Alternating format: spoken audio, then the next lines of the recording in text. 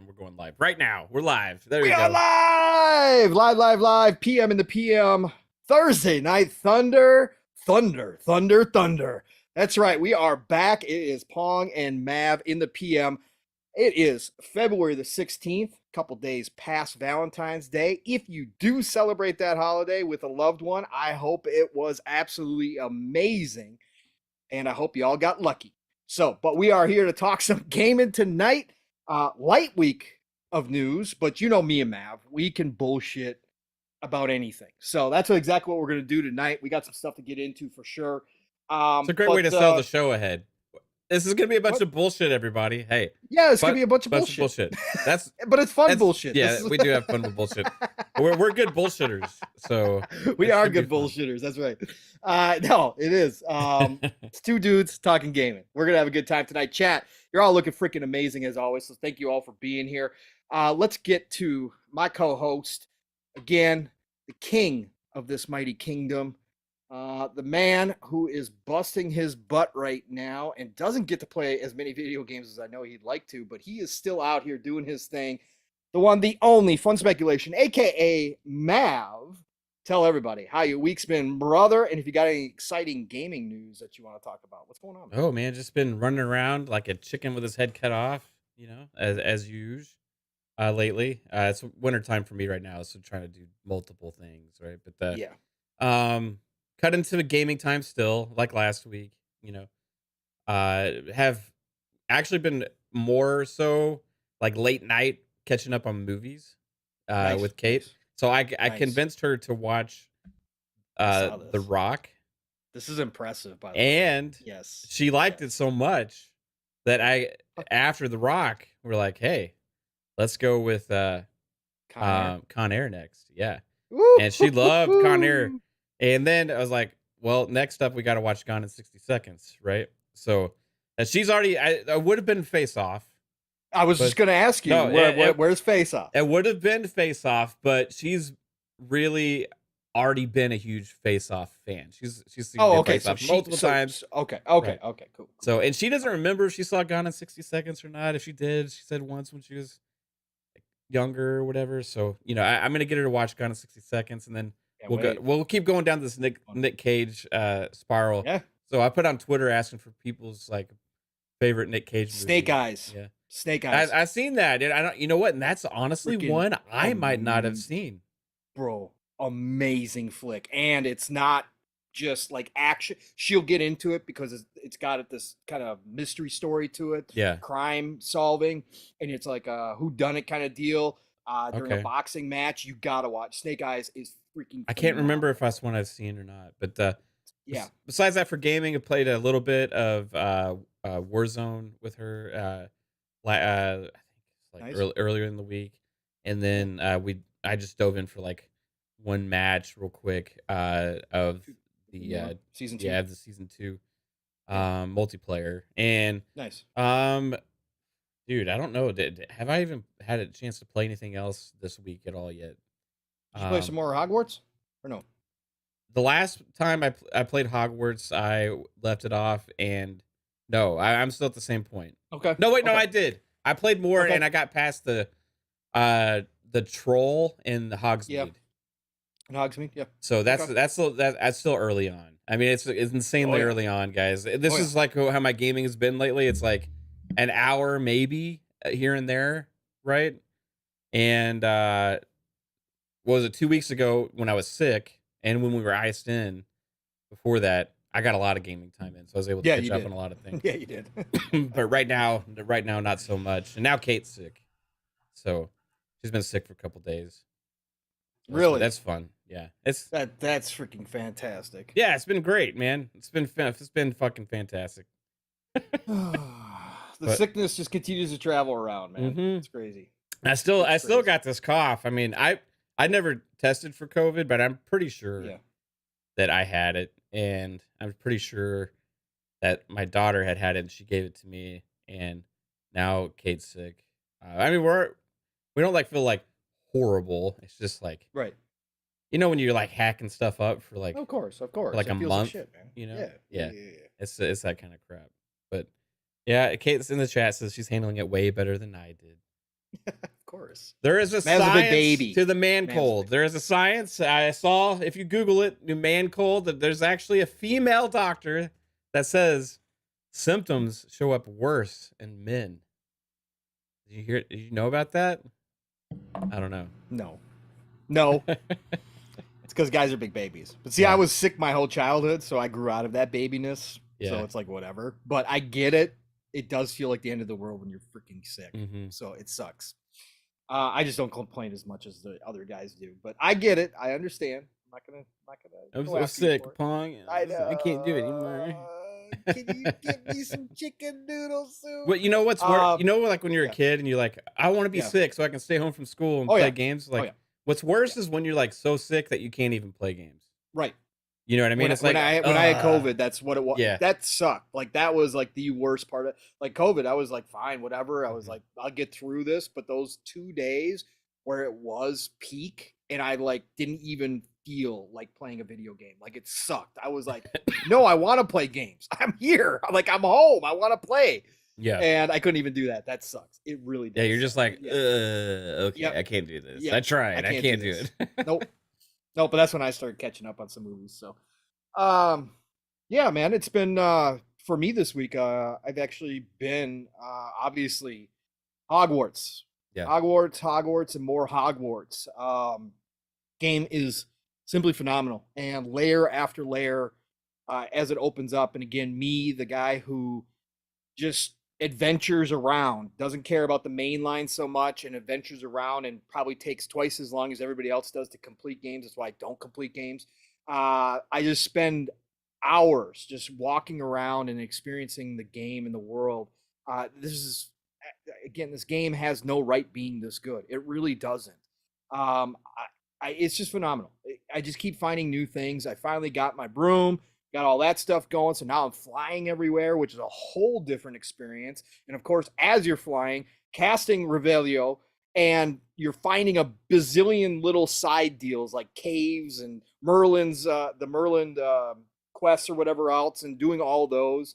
It's freaking ridiculous. It's such a good open world, and it's such a beautiful game. I've gotten so many screenshots. That game needs a photo mode. Avalanche WB, please patch in a photo mode for this game.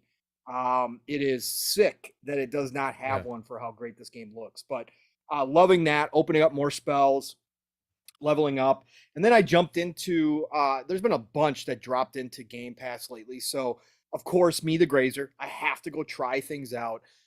So I did jump into a little Hot Wheels action. Tried out the Hot Wheels game. That was pretty cool. I remember you telling me, Mav, that it is tough, and you're right. It's pretty tough to win. Yeah. Yeah, it's not as easy as you'd think a Hot Wheels game would be. So I was having a little fun with that. Played a couple tracks, whatever else. Checking out different vehicles. That was kind of cool. Checked out Mountain Blade 2, Bannerlord. Phenomenal. I just played through the tutorial, but I already know this is a game that I want to dive into. Just from the little bit I've played through the tutorial, it's right up my alley. And so I can't wait to hop into this. Again, I can't wait to get the armies on the battlefield, all that kind of stuff. But like I said, just went through the tutorial to see if it was something I wanted to keep downloaded. I kept it downloaded. I'm going to be hopping into that at some point too. What else? Oh, Journey to Savage Planet. Got the new current gen update. I had mentioned this a couple weeks ago. It finally did. I didn't know I was going to have to jump through hoops. I bought the physical edition brand new off Mercari for like $10. I didn't know if you own the physical edition that you just didn't get the update. They just didn't upgrade you. You have to jump through hoops, because I contacted Xbox support because I was like, I'm not getting the update, guys. And I'm like, I own this game and it won't give me the new version. And customer support finally got back to me and said, oh, you have to go contact 505 Games and you have to prove that you own this game. I'm like, this game's like I don't remember how old is it? Is it 4 years old? Something like that. 6 years old maybe now. God dang. Anyways, Xbox One. It came out on Xbox One. Yeah. And so I'm like, prove that I own it. I'm like, if they start asking for a receipt, this is some bullshit. Yeah. So I contacted 505. I had to create a 505 Games account, which I didn't have. Had to do all that, contact the customer support, and they're like, sent me an email, and they're like, oh, thanks for reaching out to us. Yeah, well, you have to prove that you own the game, so we're going to need either a copy of your receipt, and I'm like, oh my God, here we go. I'm like, you kidding me? Or you need to take a picture of your screen on your PC or your TV from your console with your gamer tag and the physical disc in the picture. Okay. So snapshotted that the other morning, sent it off through the email, and the next day I had my code. So I downloaded the brand new, so they give you a full code to the brand new edition because it is actually a separate version. You start over again, your save does not transfer, which I'm fine with. I haven't played Journey to the Savage Planet in a long time. So I didn't mind. I was like a quarter of the way through. I was like 25% of the way through on that game. So I got the code, downloaded it, and played around with that the other night for a couple hours. And man, they did a fantastic job. That game is underrated. Like I said, it's got humor that's a lot like Obsidian humor is in Outer Worlds. It's got some of that humor to it, a little bit of Bethesda to it. But you're just on a planet by yourself, kind of studying the planet, and you got to fix your ship, and you got to go out and explore, and obviously find all the different resources that you need, that kind of stuff. But an absolutely gorgeous, gorgeous game. The colors fly off the screen in your face. It is a wonderful game that a lot of people missed, and you can get it cheap right now. The new edition, which comes with all the DLC and the current gen update, is like $30. So they're not charging you anywhere near full price. Well worth it if you're looking for something to jump into. I know there's a billion things out there, but some people are looking for something specific, and I think Journey to Savage Planet definitely is something you should check out. And then as I was telling Matt behind the scenes, today, Samurai Warrior 3 came out, or Shadow Warrior 3, Samurai, Jesus. Shadow Warrior 3 came out today. Big Shadow Warrior fan here. Almost beat the first one. Spent 80 hours in number 2. Actually completed that game. You guys all know how rare that is. I complete a game. Spent 80 hours in number 2. I love Lo Wang. I love the humor. So I was excited when they announced this one for Game Pass. Downloaded it, and I was playing it around while I was waiting for Mav to get home tonight. And they've done an excellent job. It's got the current gen patch to it now as well. So it's got a performance mode. I ran it in that. Game's gorgeous. They obviously stepped up in the quality of graphics. They obviously were going in a different direction with this one. I'm not happy that it went away from the open world. It's a little bit more linear now than the previous two were. It's like a Doom Eternal Light is what I described it to Mav as, and I think that's exactly what they kind of went for. Tone down some of the humor, which I'm also not happy about, but the gameplay itself, the gunplay, the sword play is better than it used to be. It's a more frantic pace than it used to be. It used to be pretty fast too. Now it's even more. There's a lot more on the screen to deal with. You can now grapple. Of course, they got a grappling hook because every video game needs a grappling hook, and that kind of stuff. But I was overall impressed. I was sitting here. I lost track of time. Mav had sent me the link like 10 minutes before we were supposed to go live, and I didn't even know because I wasn't paying attention because I was having a great time with Shadow Warrior 3. So that's in Game Pass right now. Go check it out. No risk. Great game. You mean you didn't have to buy it? No, didn't have to buy it. I know. Wow, we're gonna talk about that later. Right? Yeah, we're gonna talk about that for sure. I know it's shocking to some people here. What? I mean, that doesn't help the developer. I know, man. And after 12 months, you think sales are gonna go down in a game? That's weird. Why would that happen? It's crazy. 12 months? God, games don't sell the same for 12 months. What? I don't get it. Anyways, we will get into that. Mav, you got a ad read to do? I do actually. You have it ready, or do you want me to call the chat here? Well, where do you want to go? I mean, it's up to you if you want to call it. Let's shout out to the chat first, but I do got it ready, and we'll hop right into the ad right after that. Yeah, cool. All right, who's in here tonight, folks? Oh man, we are already up to 75 plus people in here. Hit that like button, please. It does help. And if you got a moment, share it out on your favorite social media platform, because that also helps us. We've been seeing new names drop in here quite frequently lately, which is a fantastic sign. And that's thanks to all of you and your help, as my sound went off on my phone. But that's all thanks to you. because you guys help make all that go. So thank you all. First of all, Unfaithful Billy, great to see you in here. Ham Solo, Ham from TSWS Gaming. That's right. Gotta go check out Ham's channel. He interviews a ton of freaking amazing people from the community, developers, all sorts of stuff. Go check out Ham's channel. I think I saw him on, was he on Go Live actually the other day? Yes, he was on Go Live last Saturday as well with Rand, I believe, right? Yeah. Rand was on that one too. Yes, Ham is everywhere these days. Great dude. Go check him out. Talos Re, I see you jumping in here. RazorNZ, all the way from my second favorite country in the world, New Zealand, because I get to play games early sometimes. Thank you very much, Razor, for being here. Dr. Dinglenut is in the house. Tony Grasso, UK Lad, Soren X, what is going on? Thank you for saying hi. RSJ fan, always great to see you, my friend. Spooky, the breathtaking gamer.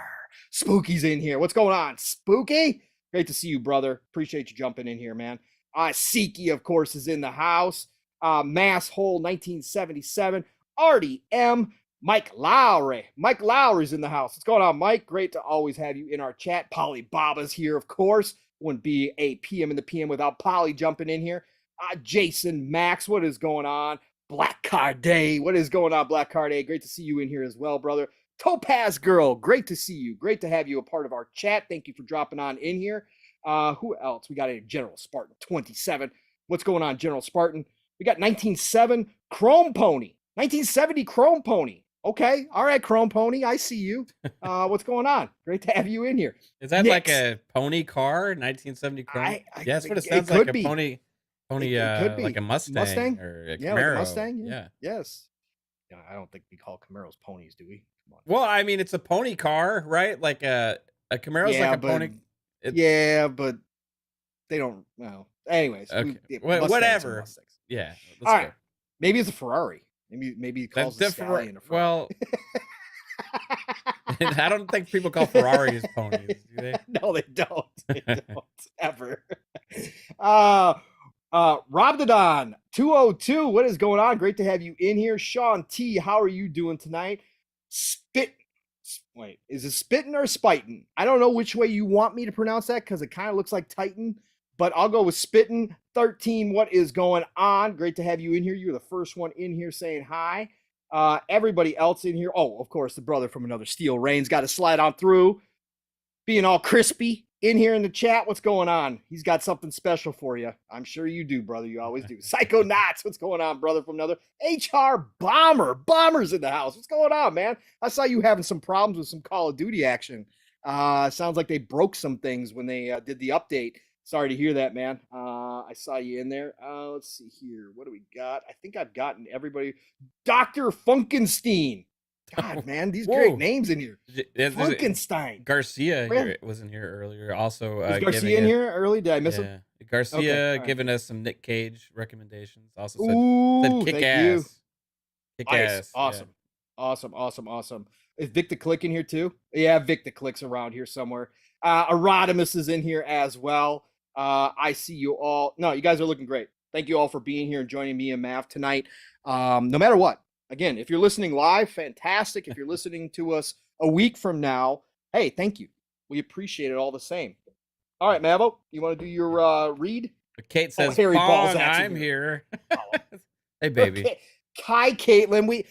Mav talked about you being in the chat earlier. I'm sorry I missed you, Caitlin. Thank you again for the beautiful thumbnail, and thank you for tweeting us out as you always do these weeks. Appreciate it. Yeah, we got Psycho and Jasper hanging out. Apollo I did say that. Yeah. Jasper's in here. You guys all rock. Thanks to all the chat. We also got a super chat from Soren X. 377 Australian, I think. Says, anyone gonna try Tales of Symphonia? Love the show. Thumbs up, sunglasses. Appreciate you, Soren.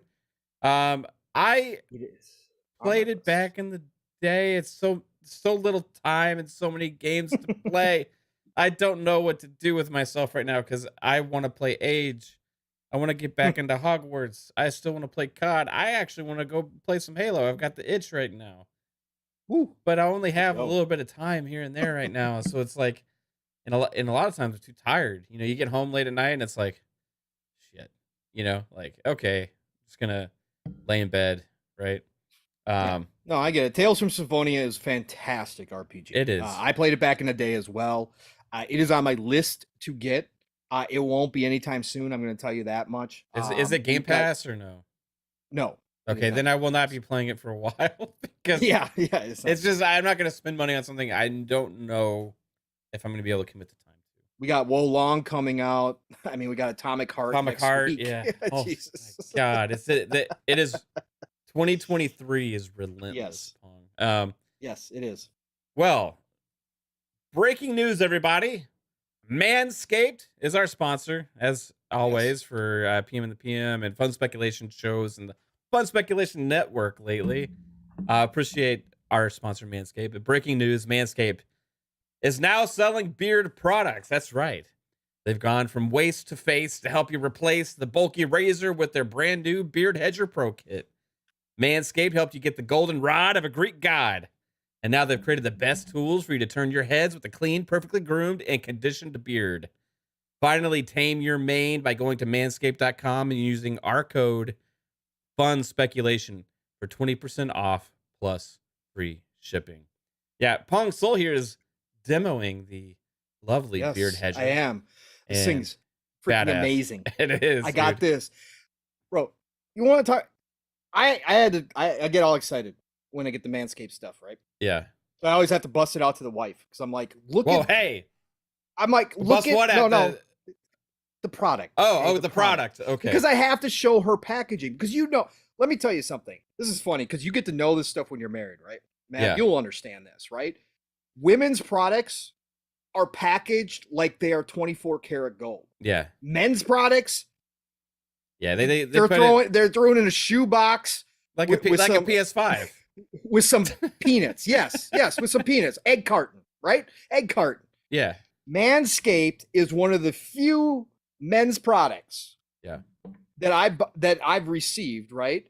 That I open them up. I'm like, they actually care about their packaging. It's like the Xbox, right? The Series X when it came, it was like, oh my God. Yeah. Look at this. There are so very few, but Manscaped, these are high quality products. They come in these nice boxes. I just love that everything comes with travel cases. I mean, again, like most of your beard stuff that you're going to buy, shit, you're lucky if you get one of those little drawstring bags, right? These guys, they send an actual zip up, nice protective case, comes with charger, everything that you need. These are high quality products. And this new beard trimmer with the click to select you don't have to switch all those damn guards, you know what I mean? Because everything I've had for like haircuts or beard or whatever always has all these damn plastic things. You got to take them on, put them on and off all the time. And guess what happens? Like a little clip on the side like breaks off over time. Yep. And then it slides on. You're cutting your hair once, and it slides off. And you're like, oh fuck, I screwed up. But these you just click it and it like extends to the length. Yes, it's absolutely incredible. So again, worth it. Even if you don't want the ball shaver and all that kind of stuff, that's cool. That's cool. But every dude needs to shave at some point his beard. And this thing gives you the flexibility to choose what length you want to keep yours at. And it makes it super simple. And these products are high freaking quality products, man. You just don't see guys stuff like this too often. Or it looks like super industrial or whatever. It looks... This is nice. This is nice stuff. Well worth it. Go check it out. Manscaped.com. Hit that code, Fun Speculation, and help this channel out and help yourself out at the same exact time, folks. We brought out Salesman Pong today. Here, that's great, man. Bringing it.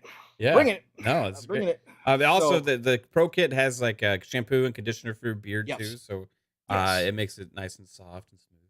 So, but everybody, remember, get 20% off and free shipping with our code FUNSPECULATION at manscaped.com.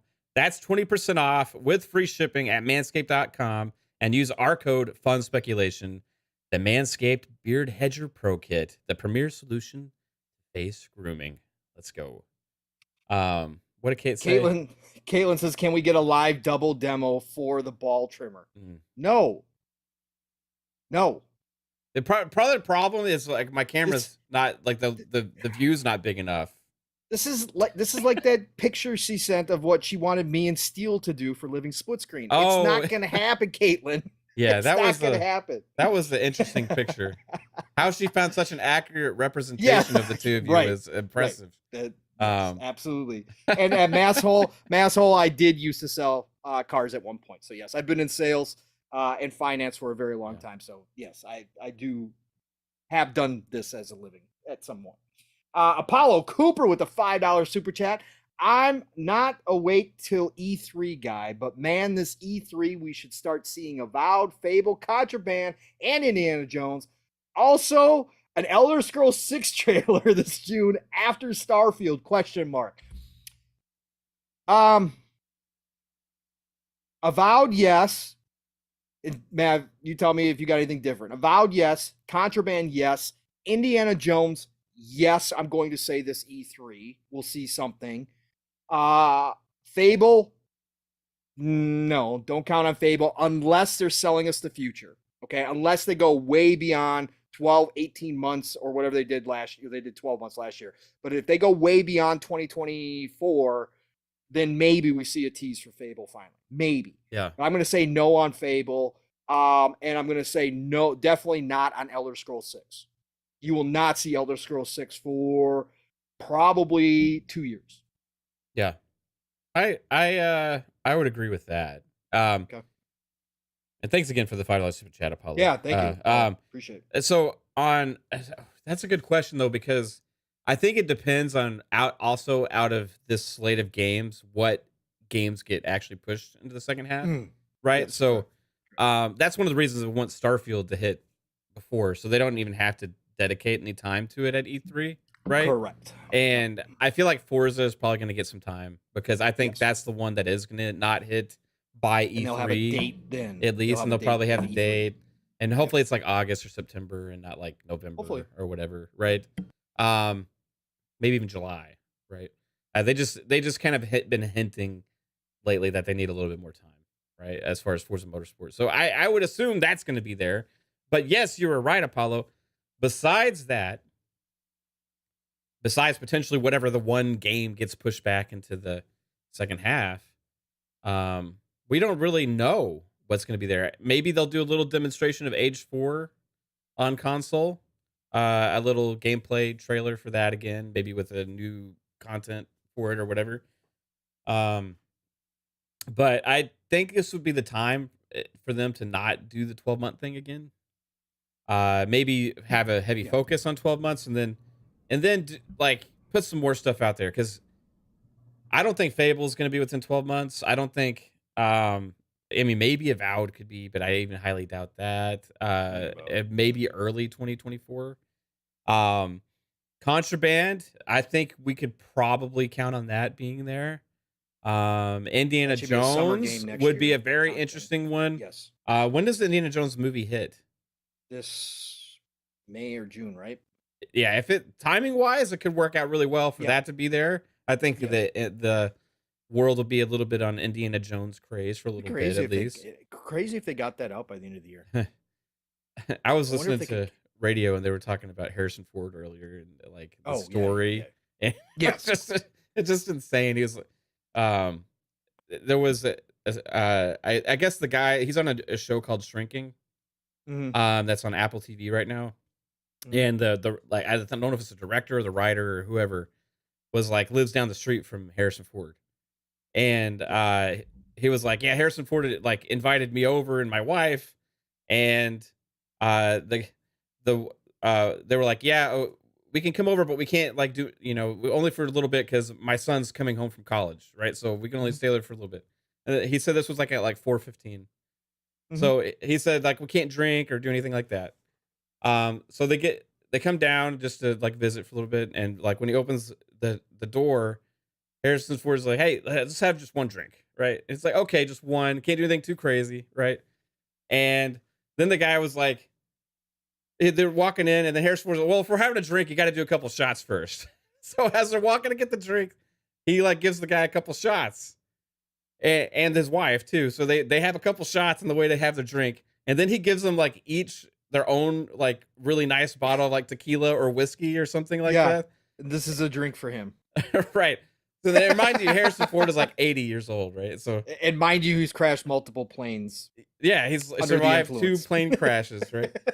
So they're sit there. They've already had, this is 4:15 in the afternoon. They've had like a couple shots. They got their own bottle now. The wife's like starts feeling tipsy, like, oh shit, Right. you know. She's like, I gotta go. She whispers to the husband, I gotta go to the bathroom, then we gotta go, right? Because our son's getting home. So she goes to the bathroom, and then Harrison Ford's like, well, if your wife's not here right now, I might as well have a little bit of pot. What? So they start smoking some pot or whatever. You can't say no to Harrison either, so, right? At this point, exactly. That's cool. It's like saying no to your grandpa. It's like, yeah, no. So then she comes back, and she's like tipsy and stuff, and she's like, we got to get home like now, right? Yeah. So they walk back home or whatever, and they're like, what the fuck just happened? they're like barely able to get home. Like they were like struggling to walk home at this point.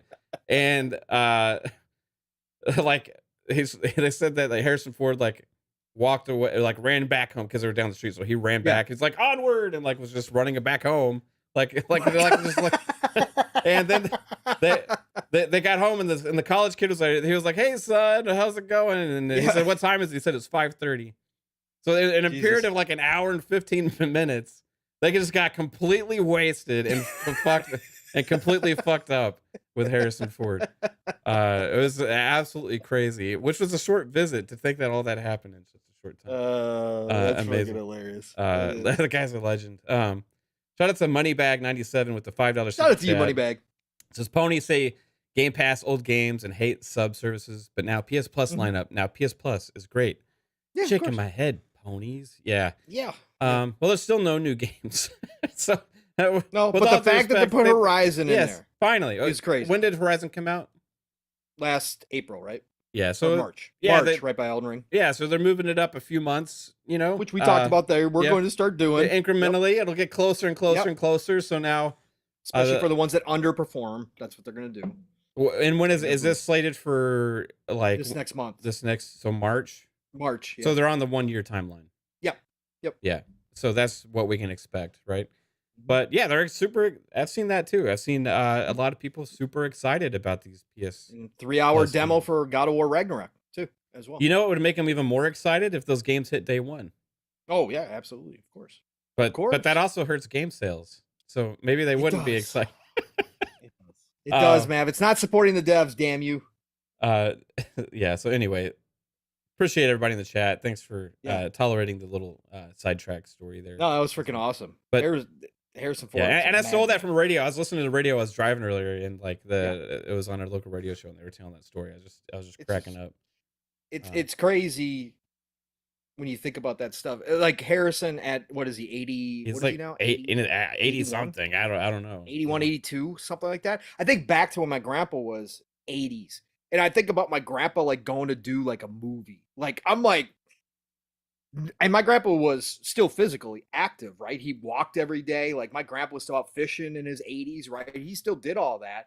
But to think about doing like a movie and pulling it off where you look like you're somebody who kicks some fucking Nazi ass. Yeah. That just no.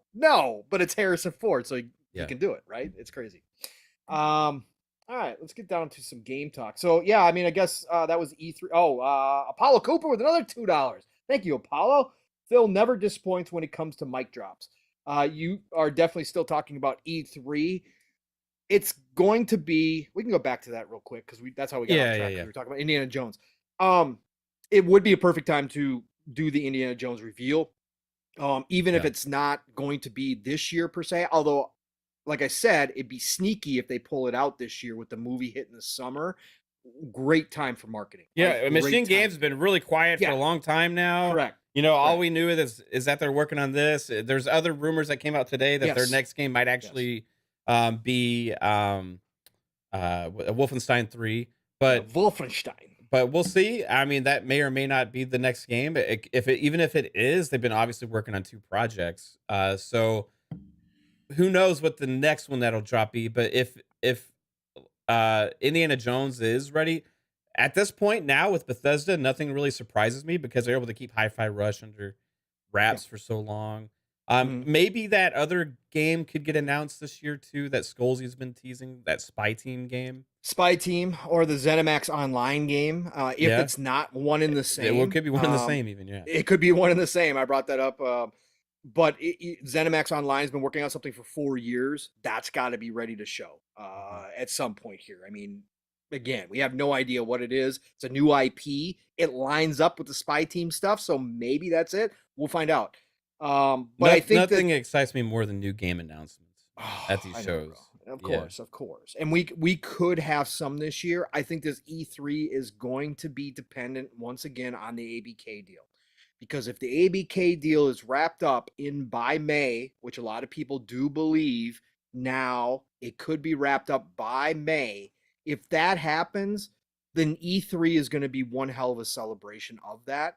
And they're going to incorporate that into the E3, which will change what they show per se. If ABK is not done, then maybe they do not hold themselves to an 18-month window or a 12-month window, but actually show us a little bit of hopes and dreams while we wait for the ABK deal to get done. So I think that's my personal opinion. Of course, I don't have any insight on what they're going to freaking do, because last year we weren't expecting what they did. So it's going to be interesting though, but there's games in the pipeline. IOI's Project Dragon, another one that should be teased at some point. We've got project names still for games that have now been in the works Compulsions for 3+ years. games, Exiles games.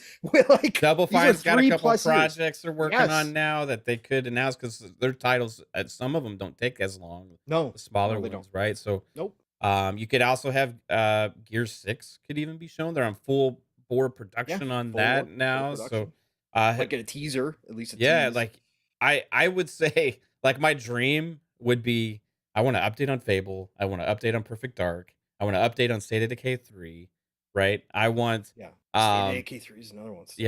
I want all 3 of those things. Right? Then I also want Avowed, and I want Contraband, and I want Hellblade 2, which if the Hellblade 2 I would count on. If it comes this year. If it's because that's one that people are saying, oh, that one's probably more ready than most of the others, right?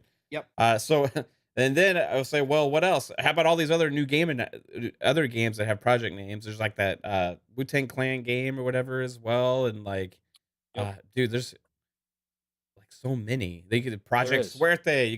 You also got the Halo Battle Royale. I mean, how many different things could we potentially expect to be at one show? I don't know, because it depends on what their slate looks like for the next year or two, right? And that's all up for speculation. I would say that based on this year right now, it looks like our earlier predictions, Pong, when we started talking about this, when we looked at all the projects that they had lined up and how all things were going to go and everything, that there was going to start to be a point to where they're not going to worry as much about stockpiling games and having releases on top of each other, because they just got too many that they can't really worry about it. And especially compounding that with the 2022 delays and everything, adding to that, I feel like that's why they anticipated so many games coming out in the first half of this year, when they even had games like Hi-Fi Rush in their back pocket, you know. Now we still got slated for the first half Redfall and Starfield. We already had Age 2, so we already got 2 first parties slated for 2 more, and maybe Forza, but that one's probably pushed. And Minecraft Legends also. Yep. So add that to the list. And then who knows the second half? Right now, the second half, Age 4, is a blank canvas. So yeah, Age 4. Age 4. And shoot, dude. So imagine that they had 2 fall holiday titles scheduled, right? I mean, that would have been anticipated anyway. I would have thought. But when you have as many games that have been in the works for so long with Microsoft, and then now you say 2024, what's on the slate then? 2025, 2026. The more than one per quarter is very possible. I'd say 1 AAA per quarter, maybe. Getting to that point, and then like sprinkled in some smaller releases between those, you know. Might even wind up a couple years where they have 5 or 6 AAA drop. You could. Like this year, if they do have Hellblade 2, they have Redfall, they have Starfield. Forza Motorsport to me is a AAA, so that's that's 4 just between that's those right there, right, correct. And then Age 4 is, again, we would classify it as a AAA RTS because it's one of the biggest and best RTSs, but most people just deny it because it's an RTS. The question is like, which games have they moved off of? Because maybe like the Gears news, like with Coalition, like that was like, oh shit, okay. Well, I was looking forward to seeing whatever they were going to come up with, right? And that's one that was like on the list, right? Gears and other projects, right? That's gone now, right? So who knows if there's any other things like that that were unannounced? But that one specifically, that was kind of announced because they said they were doing more than one project, right?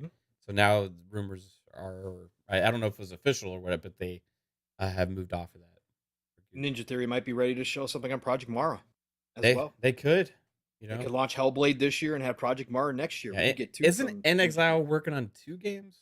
I think. Yes. inXile has, no, we don't know for sure.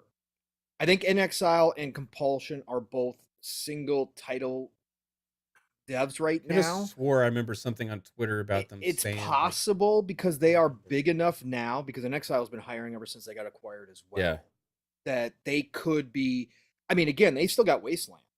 There's no reason why you don't have a smaller team starting to work on a Wasteland while your main team is finishing up their first AAA, first person or third person, whatever it winds up being, type game. But Wasteland is still too valuable. Wasteland 3 is really good. Yes. I got to go back to it. Me too. Yeah, it's so great. I love it. But yeah, no, E3 is definitely going to be interesting, folks. That's for sure. And Jigga J, Outer Worlds 2 and 20. Jigga J, first of all, great to see you, brother. Thanks for dropping in here. It's Timmy. I see you in here as well. Jigga J says Outer Worlds 2 in 2024. That is a possibility. When did they announce? 2020? What was 2021, I think. Was it? Was it 2021? The year before, yeah, 2021, because that was the big E3 where they had okay. Horizon 5 and all the other things. So 2021, Outer Worlds 2, Unreal Engine 5. They've already got the formula down pat. Could they turn around? Could Obsidian, which they're wizards, do that in a 3-year period? Potentially. Obsidian's like the Insomniac for Xbox. They can just crank shit out, man. Like, I don't know how they do it, but if they're not going bigger with it, if it's not changing the formula, I think they probably could. I think they might hit that. Avowed is the one game where they're like really going big and taking extra time. Yes. Different from what they normally do. Correct. Yep. So it's gonna be interesting, man. It's gonna be interesting. All right, so let's get down to business here. Let's talk some news here. I'm gonna start out in a little futurist mode here, Mav. And I know you haven't had a chance to really play around with what I'm about to talk about here. Pause.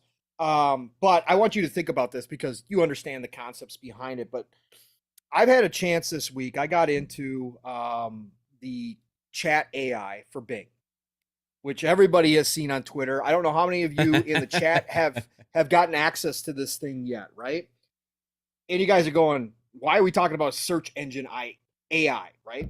Well, because Microsoft is heavily invested in ChatGPT, okay? They invested, what, $10 billion, I think it was, or whatever it was, into this company. And now they've integrated this AI into their search engine. They're obviously taking on Google. That's the ultimate goal, right? Yeah. But I want to talk from a games perspective because I got in. You have to go on a waiting list. Anybody who wants to do this, you go to Bing. It'll say, check out the new search AI, and you click on it and you get on a waiting list. And then they, obviously when you're up, they let you in, and then you have the AI functionality on your Bing. Now, I've used Edge forever because I've the Microsoft rewards points. I use Bing more than most people do just because of the reward points. Now, my go-to search engine is still Google because the results are usually better. But Bing has done a lot. But this AI, folks, again, Chad, I don't know if you guys, any of you have gotten in on this. I'm sure you guys have seen a lot of the postings from people. This AI is something that Microsoft believes in completely. Obviously, Satya was at the announcement, what was it, 2 weeks ago, Mav, when they did the announcement that they were doing this.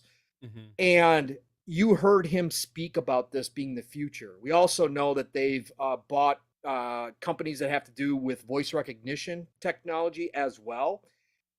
They're leaning into this heavy, and I've had a chance to fool around with this AI this week. And let me tell you something. This is uncanny. It's crazy. Okay. Yeah, I got it too, so I was playing around too.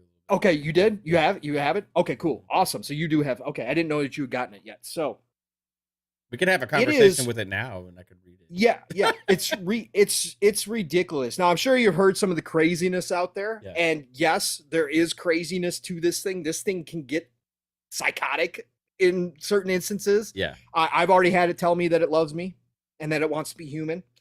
All that kind of stuff. But what I'm going to say here and why I'm relating this to gaming, okay, is because I believe, and I like to talk about this stuff before anybody else starts talking about it. Now that Microsoft is this heavy into AI and they believe that this is a part of the future, and whether you like it or not, again, they're going to move forward with this stuff. I have my reservations about all this because there's a lot of stuff behind the scenes. They've already made it biased. There's a bunch of weird nonsense going on. But no matter what we want, they're going to move forward with AI, okay? And if it winds up being Terminator all over again, oh well, too late for us. It's not going to matter, okay? They're going to do this. But why I bring up gaming is because Satya talked about integrating this into more services. They're going to integrate it into the Azure servers. They're going to integrate it in all these different places. And I started thinking about this as I was talking and having a conversation with this AI. And like I said, this is uncanny, folks. I started out by talking to it like I was searching like on a search bar, right? Very naturally, I started talking to this thing like another person when I was talking to it and asking questions. Now, I was using it and I was kind of experimenting with it for work to see if it could be a supplement to some of the stuff I do at my job as well, to see how good it was. Again, this is the infancy stage of AI. You got to think of this AI like a baby or like a 1-2-year-old, okay? We're very early on. But as I was doing this, it became very natural to just talk to this thing like a person.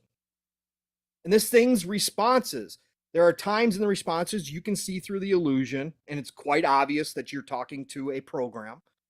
But there's other times where it gets to the point where if I didn't know that I was on with an AI, that I would believe it was another person responding to me somewhere.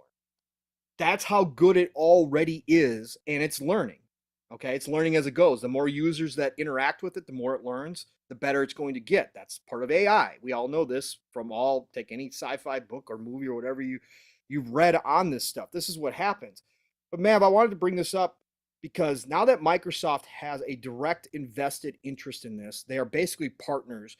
And this ChatGPT is the biggest and hottest thing going right now. It's the most talked about AI that we've seen as of yet. And again, it's very early on. We just saw Google try to launch their own version, and during a demo, it already screwed up. Google stocks dropped because of it. Google is scared this could wipe them out in a matter of a couple of years. If Microsoft pulls this off, Bing could wipe out Google if they get this thing down to where it's really useful. But bringing it back to gaming, give this ChatGPT, Mav, this program, this AI, get it into the hands of a Todd Howard or an Obsidian and have it integrated into a game where all of a sudden the NPCs are no longer just dumb pre-written characters, where your responses don't have to be dumb you get a list, get to choose what your response is. Think of this possibility, Mav, down the road. That if they could find a way to get this integrated into gaming, Satya's talked about already doing this, that somebody, again, a big RPG world. I'm just using this because it's the easiest one I could think of off the top of my head that would have the biggest impact. Think about being able to either type in whatever response you want to and have the NPC characters intelligently talk to you back to you no matter what the situation is. Or with voice recognition technology, which Microsoft has invested in, bought companies, being able to use your mic on your headset and talk to the characters in the world of an RPG as you naturally would. Mav, this could be mind-blowing like 10 years from now, maybe even less. Especially with the dialogue thing that you bring up, right? Right. Like I feel like in these RPGs, right, where you a big part of it is developing those relationships. Yes. Like if this evolved to the point of the relationship becoming more like real, where this has its own personality and stuff, where I mean, you could imagine that going down some crazy rabbit holes, right? Oh yeah. It's in a way it's scary, right? Correct. Absolutely. And in a way it's like intriguing uh to find out what's all possible from this. Like there's crazy things. Like you just ask questions, and like the way it samples different. I don't know how it gathers all the information, right? Right. Like it pulls all that information together to create very accurate representations of things, different than just like reading one description on like a Google search engine, right? Or like a Bing search engine. It's compiling it into like a paragraph or sentence, an intelligent, right? And descriptive. Paragraph. Like you asked it, who is Fun Speculation? Yeah. Right. And the funny thing was, because I just did it again just to make sure I could read it. It says Fun Speculation is a Twitter handle of Mav, who runs the Fun Speculation channel on YouTube. He is a host of various shows such as Xbox Ultimate, FSP, and PM in the PM. They knew enough not to include Fun Pop in there. Right. Which is interesting as well, right? So he is a lover of games, movies, sports, animal crackers, and sweet tarts. Bro, that blew my mind. What the hell? Like that blew my mind. He also streams games and chats with the community. He sometimes guests on other podcasts as well. Yeah.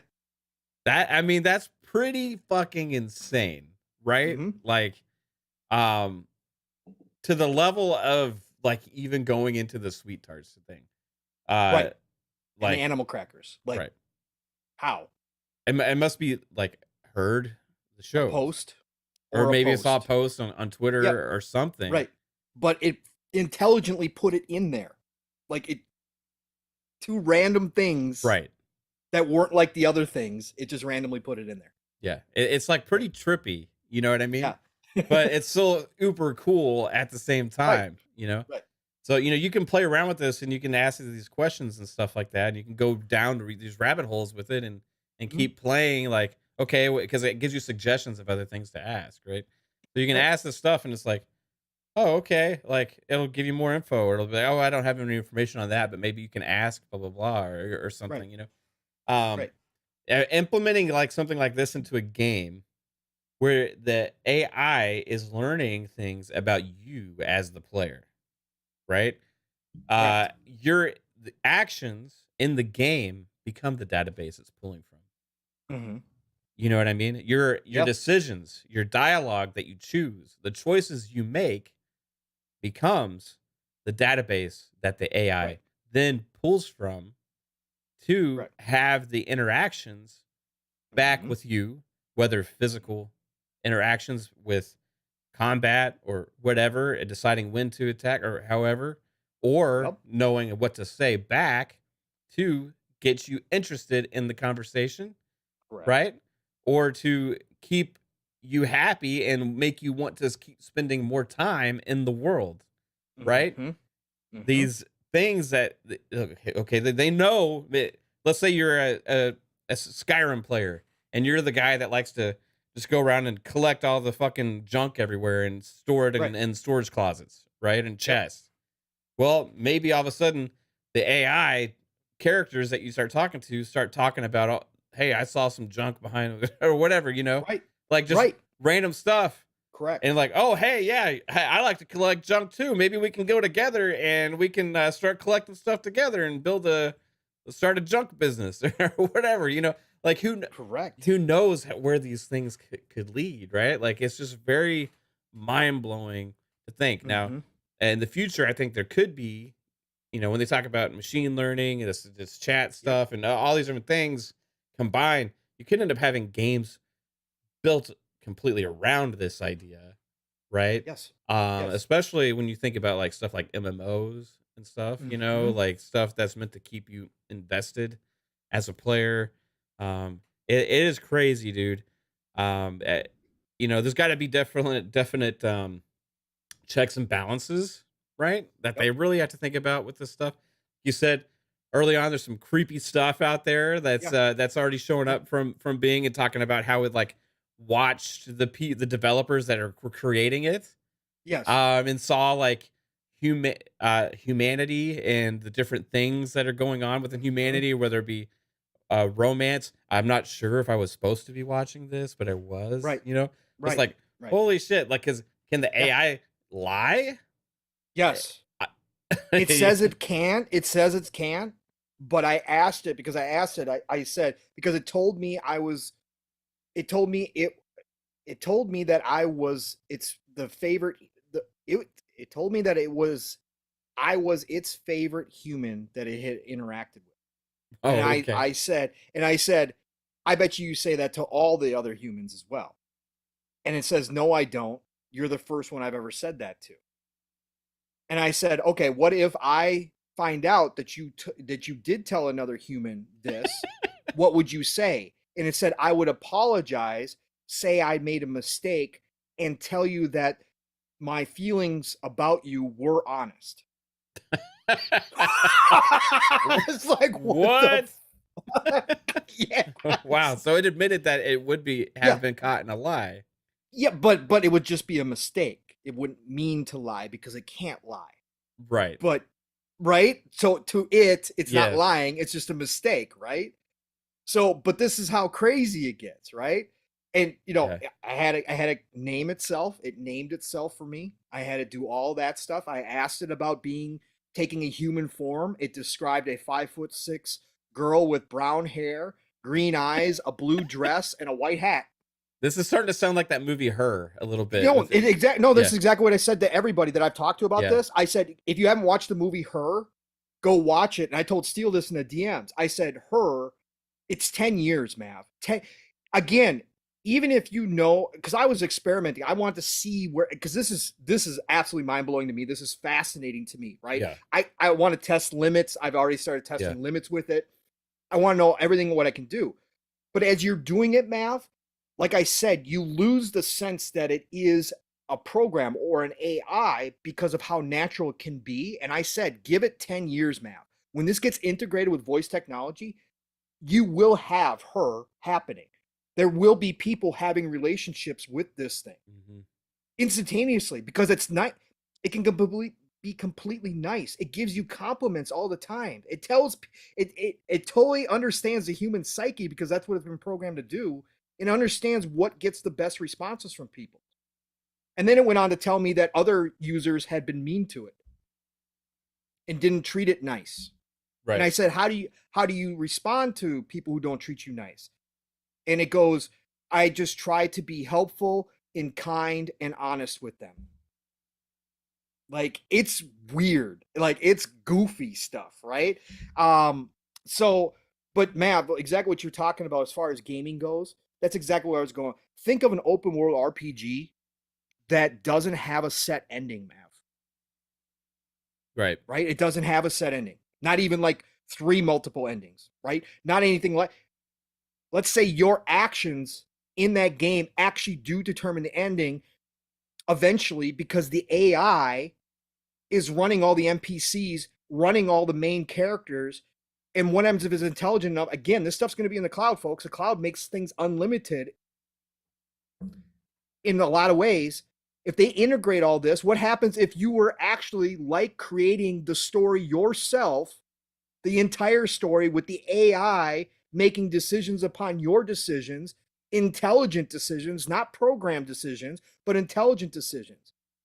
And let's say that there was no set ending and it was all based on your actions and the AI responding to your actions in an intelligent way. And all of a sudden you create this whole different story. It is truly a sandbox at that point. Like, this is Todd Howard's like dream, right? Like, the randomness that you could have happen, you could go off and get married to one of the characters, like you said, Mav, and just live your life out in a hut if you wanted to, right? Yeah. Because it would be responding to that. And it would understand that.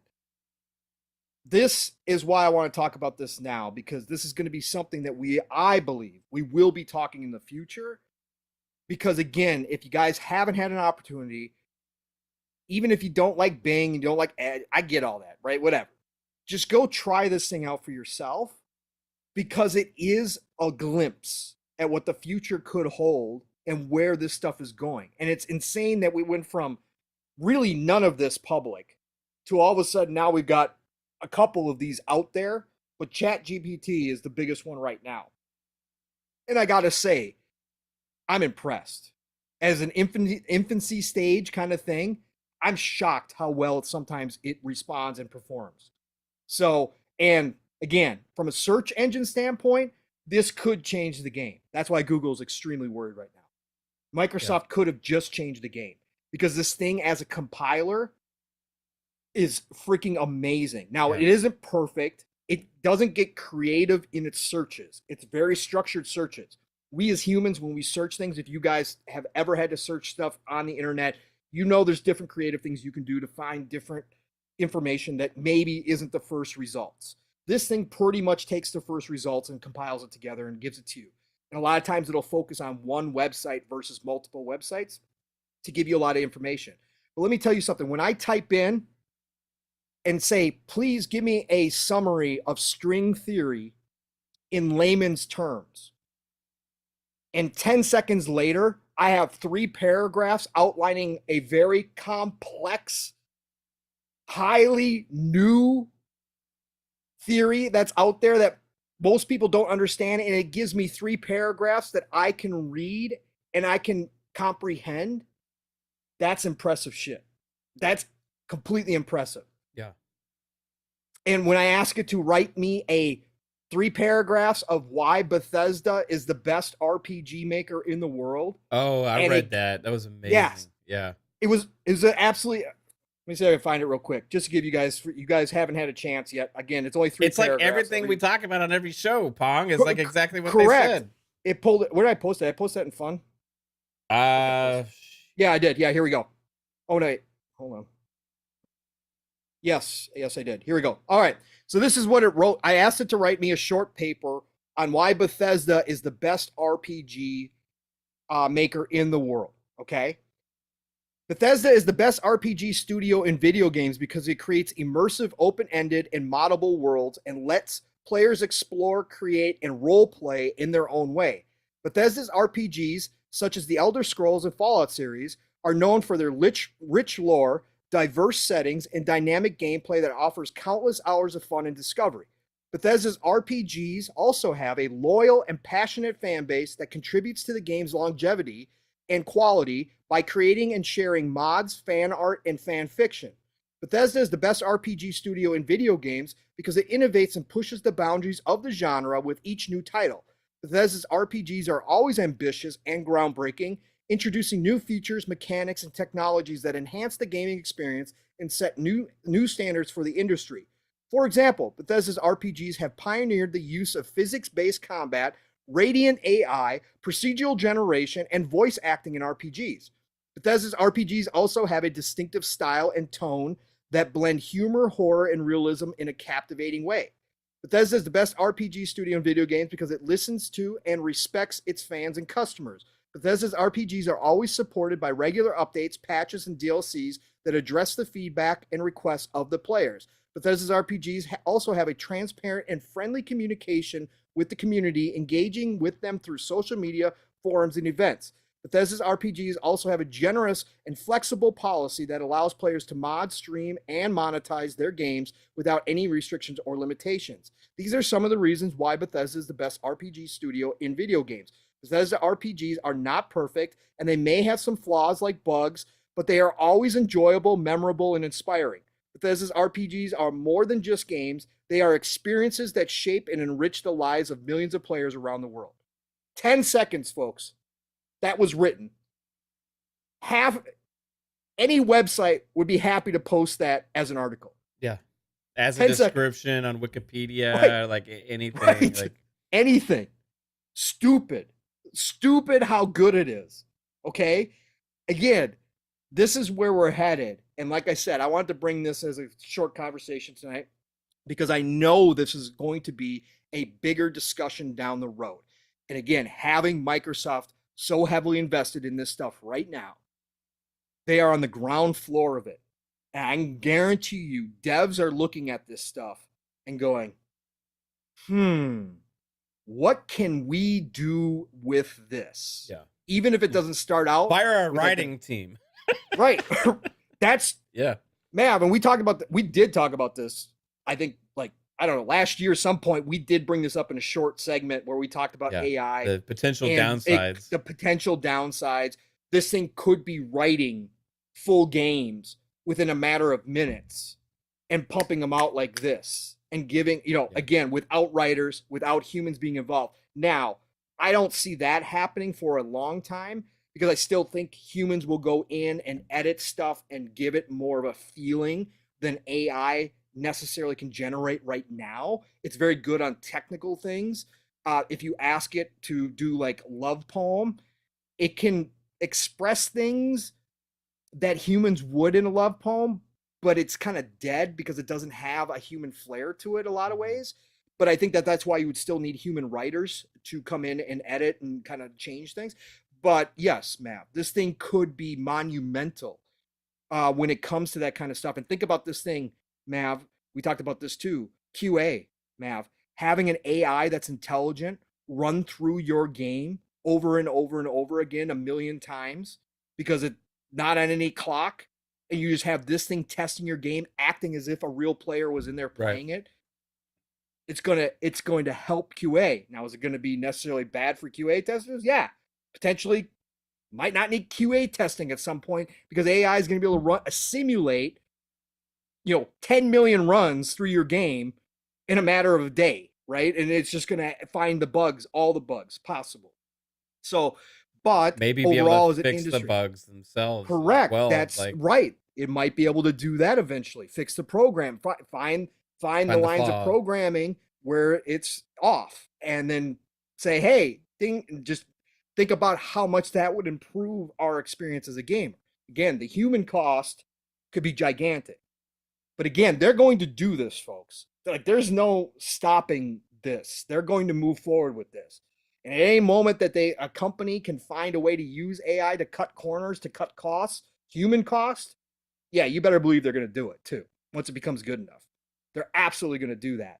So I just got to think about it in the grander scale. That's why I kind of want to talk about it here. Just in gaming in general, we could be seeing some ridiculously cool stuff down the pipeline that we never thought was possible in our lifetime might actually be showing up here before we know it. So I think it's kind of a cool conversation. Yeah. I wonder if like one day they could get to the point of just being able to say, AI, build me a game with the style or with the dialogue choices of something like Mass Effect set in space with the shooting mechanics of Call of Duty, like with, and just keep compiling these different things with the RPG mechanics of Bethesda game or something, you could like keep adding all these different checkboxes and see what they come up with. But people do this stuff now with this stuff with the art, right? Correct. And it creates these monstrosities at times, and it's absolutely hilarious. But with the fact that this is the very beginning stages of this technology, imagine where it could be 10, 20 years from now is absolutely crazy. Like with any technology, you can't really fathom when it's something new and interesting, like where it's going to go. And back when PCs first existed, I mean, did we ever think we'd have these little devices like that we just walk around and can do 1 million times? Remember having to sit there and wait for a video to load? Like, all right, or a picture, you remember that shit? Who would ever thought we'd have these little, or a watch? People have smartwatch, a watch where you can do 1 million times the stuff you could do on a PC back in the 90s. You know what I mean? That's not as far. Let's think about 1999, 1995, or what? The mid 90s, late 90s. What was what were Correct. PCs like back then, right? Think Right. about that compared to today, what Right. your little We had smartwatch 3 can do. megabyte discs. You know what I mean? So that's like 20 something years, you know, Right. 20 something Right. years from now, this technology that Yep. looks like it creates these monstrosities and weird responses and all these things Oh, yeah. now. No. It's pretty insane to think about how fast things move in a short time span. Every 10 years there's a huge difference, you know, between technology and between games, between um day day to life type technology, all this kind of stuff. And this is something that's going to probably affect all industries, right? Yes. So Yes. it's very fascinating. It is. It is. And if they crack quantum computing, it's over. We're on a whole new level. Like if quantum computing ever Yeah. becomes commercially viable, it's over with. You combine this with quantum computing, which has X times the amount of power of any today's supercomputer, it's over, map. Yeah. Like it's going to be stupid what comes out. And this right? is It's why, gonna, like, this stuff like this, these conversations yeah, is why these things about yeah. perpetual agreements for Call of Duty is just so Right. asinine to me. Right. You know, it's Right. like, who knows what's going to be like in 10 years from now? You know, like, no, Yeah. none of us can. The cloud barely existed 10 years ago. Correct. And look where it is now. What is it Right. going to be in another 10 years? Like, combine Yeah. this technology with the cloud, all these different, I mean, which it is. I mean, it's a search engine, right? Yeah. So, like, it's just all these different scenarios. Like, we look, we kind of look ahead a lot, right? Mhm. And we always feel like, well, things are going to be different than today, and we just don't know what that's going to be. So Right. why is everybody's always so usually set in stone of like the way things have been in recent memory is the way things have always been and the way things always will be. It's how a lot that's how a lot of people act, right? Well, Yeah. PlayStation's always a dominant console, or this or that, or this or that, or whatever. Things change all the time. Things are fluid. Things always happen. Um, and this is going to be one of those things It that is. has a big impact on a lot of different things that we can't Oh, foresee yeah. right now. Right. Correct. Absolutely. 100%. We're moving into a new world. Again, Yeah. the digital age we're nowhere as close to the end of the digital age. We're just starting. As much as we've seen in our lifetimes, again, it may ramp up even faster. As long as we don't blow each other up, Yeah. or the sun doesn't break apart, or aliens don't come down and finally just tell us we're all stupid, which would be great, actually. Personally, as long as those things don't happen, what we're going to see in the next 20 years, Mav, like you said, I'll be still under 70. I'll be 68 in 20 years. I could still be enjoying a lot of this technology that we're talking about that could be ridiculous, could change our lives. It could change it for the worse, but there could be some benefits as we always see out of technology.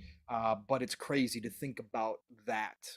It's much like if you go back and think about, depending on how old you are, my grandparents were born in the early 1900s. To think about all the technological advances they Yeah. saw, my grandpa Cars. my grandpa before he died, he used to tell us the stories, right? And he remembers the first car that ever showed up in town. Yeah. And it was like mind blowing. Television. Right. You know, radio like, was in every home at one point. That yeah. was it. And then it moved to television. He was there for all of that, right? It like, that's like, oh my God. Like they literally had the old ring the phone, like you had to ring it and call an operator, right? And the operator would connect you. My grandpa and my grandma both had those. Like that was still back then. By the time they passed away, they saw cell phones. Like, handheld computers. Like it's stupid, man. But that's crazy. where we're going. Like it may not be as dramatic because those were such mind-boggling interventions, but where we're headed, it might have even a bigger impact than all those things did combined. Where we're headed, if AI catches hold, if they get it figured out, it could change a lot for all of us. So interesting. Good they could be hosting, conversation. AI could be hosting PM in the PM 20 years from now. Absolutely. They know enough about us, right? Yeah, you got to have AI hooked up to. I mean, again, you could have this fake Mav here sitting animal crackers and sweet tarts. I am Mav. I just like animal crackers and sweet tarts. And no, it'll have your exact voice. Yeah, you're right. You saw they've already got the voice technology. The deep fake, yeah, the deep fake. There's also deep fake faces, and now there's deep fake voices. Correct. Right. So you can just be whoever you want, and you can let the AI dictate what you say. Great. Fantastic. Wow. Sounds like a fun life, man. Let me tell you. Did you see the Disney thing? AI like, play the computer, play the games for you too. With like Walt Disney things being brought back to where like he has like there's an exhibit where a hologram of actual Walt Disney is generated now. That's insane. It is. We can live on. Technology can get better and better. Our consciousnesses could be potentially live on past our lives as digital hologram entities later. When they start asking us to upload our consciousness into the oh my god, into the web. No, I'm out. No, yeah, no. Once you're uploading yourself into an eternal hell. No thanks. I don't want that. Can you imagine being jack me in, in the baby? Web? Let's go. Yeah, no, I don't want to surf. No, that shit. I'll jack in. I'm just not uploading my consciousness anywhere. But if you want to jack me in, like I said, that's when I'll get interested in VR. When it's Matrix and you got me jacked in and I'm on IV to survive. Okay, I'll try that shit out. That's fine. Again, that's kind of scary too because you don't know if you'll ever find your way back again. But anyways, that's another story for another day. Video games. Video games. We are talking about video games. And it is all part of video games. We might all just be jacked into one big virtual reality world at some point. So if we're not already, which is a whole nother question and a whole nother podcast, right? All right, Mav, let's get down to business with some other stuff here real quick. Where should we go? Should we go? Let's not do the topic yet. Let's get the update. Let's talk about ABK a little bit. Let's get ABK stuff out of the way here real quick. This rumored meeting happening, right? Yeah. There was a rumored meeting this week, folks. This is the big news. We had the news of the FTC's resignation from the only remaining Republican. On her way out, she wrote a op-ed to the Wall Street Journal announcing her resignation and talking about the dysfunction within the FTC and that Lina Khan is basically unbearable at this point, and there is no working with her. It's funny. At all. It's probably because of the ABK merger that this happened. A lot of it. Yeah. A lot of it. Well, she's what, 0-6 against her battles right now. So, but that means that the FTC is now only represented by Democrats, which is obviously not a good thing. They're the ones that are in opposition to a lot of this stuff happening right now. It is an unbalanced group, obviously, which means that there's no counter voices within the room now. Again, does this affect the ABK deal in any way, shape, or form right now? Probably not, because they're not going to change anything. The Biden administration is not going to ask Lina Khan to step down. They approve of what she's doing. Even though this looks bad, I don't believe that this is going to bring about anything. But what would this do is this makes the federal case, if it goes to federal courts, even more of a slam dunk than it already was, right? Before it was like a one-hand Jordan dunk. Now you're talking about free throw line type dunk, right? This is a slam dunk if this goes to federal courts. There's no way courts are going to uphold the FTC's ruling if they move to get an injunction and block this thing. So the FTC is all but a slam dunk. So we only have to worry about the EU and CMA. But we got some good news, Mav, too. And now, again, this is rumor, folks. This is rumor. Oh, I'll hit this too real quick. Sony has asked for another extension for the FTC. And for their subpoena, the FTC subpoenaed Sony, so did Microsoft. We heard about that battle. Sony has now asked for a second extension for that till March 1st, which it looks like it's going to be granted. But today we got some rumor. According to Super Juicer's sources, Sony corporate jet visited Seattle to meet with Microsoft last week for the first time in 18 months. They suggest they are looking for a resolution. So I'll read this article real quick. This year's Super Bowl was the third most viewed in history. The symbolic Is this right? Yeah. Okay. The symbolic overtones of the sport event never ceases to amaze me. There's persistent, ubiquitous presence of the military. The deeply held beliefs and values emanate from the game's rule set. A pregnant Rihanna offered a well-choreographed performance balanced on the floor floating platforms during the halftime show. And of course, what to make of the skybox filled with collegial billionaires enjoying a hot dog. As an immigrant, I've learned more about the American psyche from watching the singular event than from 1,000 hours of naturalization studies. Notably absent this year was the slew of crypto companies running ads promoting their various NFTs and cryptocurrencies. For good reason, of course. Fortune favors the brave. Matt Damon told us last year, only to see everyone's digital fortunes decimated shortly thereafter. Oh my God! Where did this get to the other go part? lower? I gotta go lower. Earlier, and this whole thing was like rambling about a bunch of other stuff, and then you see in big bold letters ABK, Microsoft, or something like that. Big read, Sony and Microsoft's agreement on Call of Duty. Okay, start there. Okay, all right. Following the release of the UK's Competition and Market Authority's CMA's provisional findings last week, I've been privy to a few behind-the-scenes aspects I believe deserve to be shared because the potential acquisition of Activision Blizzard by Microsoft is a landmark case that is taking place in real time and is producing unprecedented insight into the industry's workings and its anticipated future. So what Mav and I talk about. This is why it's fascinating to us, even if other people don't like it. For my personal perspective on the case, you can read blah, blah, blah. First observation is that since Microsoft made clear in December its willingness to offer parity on the Call of Duty franchise, Sony hasn't said anything negative.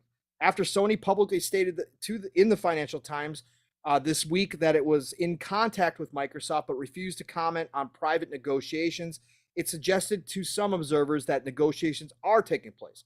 Second, one source tells me that Sony's corporate jet made a visit to Seattle last week for the first time in 18 months. Suggests the two firms are meeting to come to a resolution. In early September last year, Microsoft had flown out to Japan to offer a license extension for Call of Duty for 5 years. Sony, I'm told, didn't even take the meeting and thereby rejected the initial offer. It instead asked for a license in perpetuity. With this alleged recent visit, however, the publicly cold relationship appears to be thawing. Third, there was a notable difference in tone between the provisional findings released by the CMA and the press release issued last week.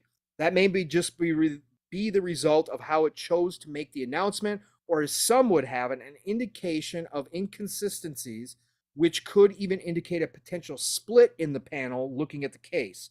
Either way, as the case progresses, regulators are much closer to finding a reasonable compromise than when they first voiced their concerns. The CMA also released its commission survey among the UK, which we already knew about that. So let's see here. Yeah, we already got all that down because that was all the older stuff. So let's stay focused here with the current stuff because we already went through the other stuff. So Mav, just assume again, take this with a grain of salt. It's a dude reporting on it.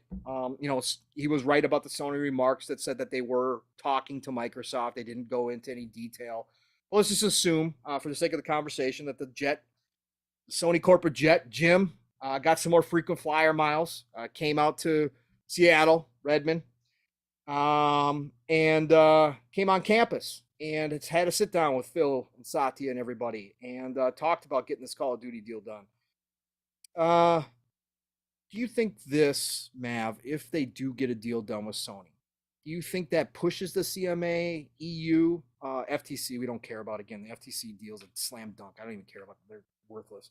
But the EU, the EC, I should say, which is their commission, and the CMA, do you think that this would then kind of lessen the pressure from those two to maybe put a stop on this deal or to ask for extreme remedies, like we saw the CMA, like, hey, just divest yourself of Activision.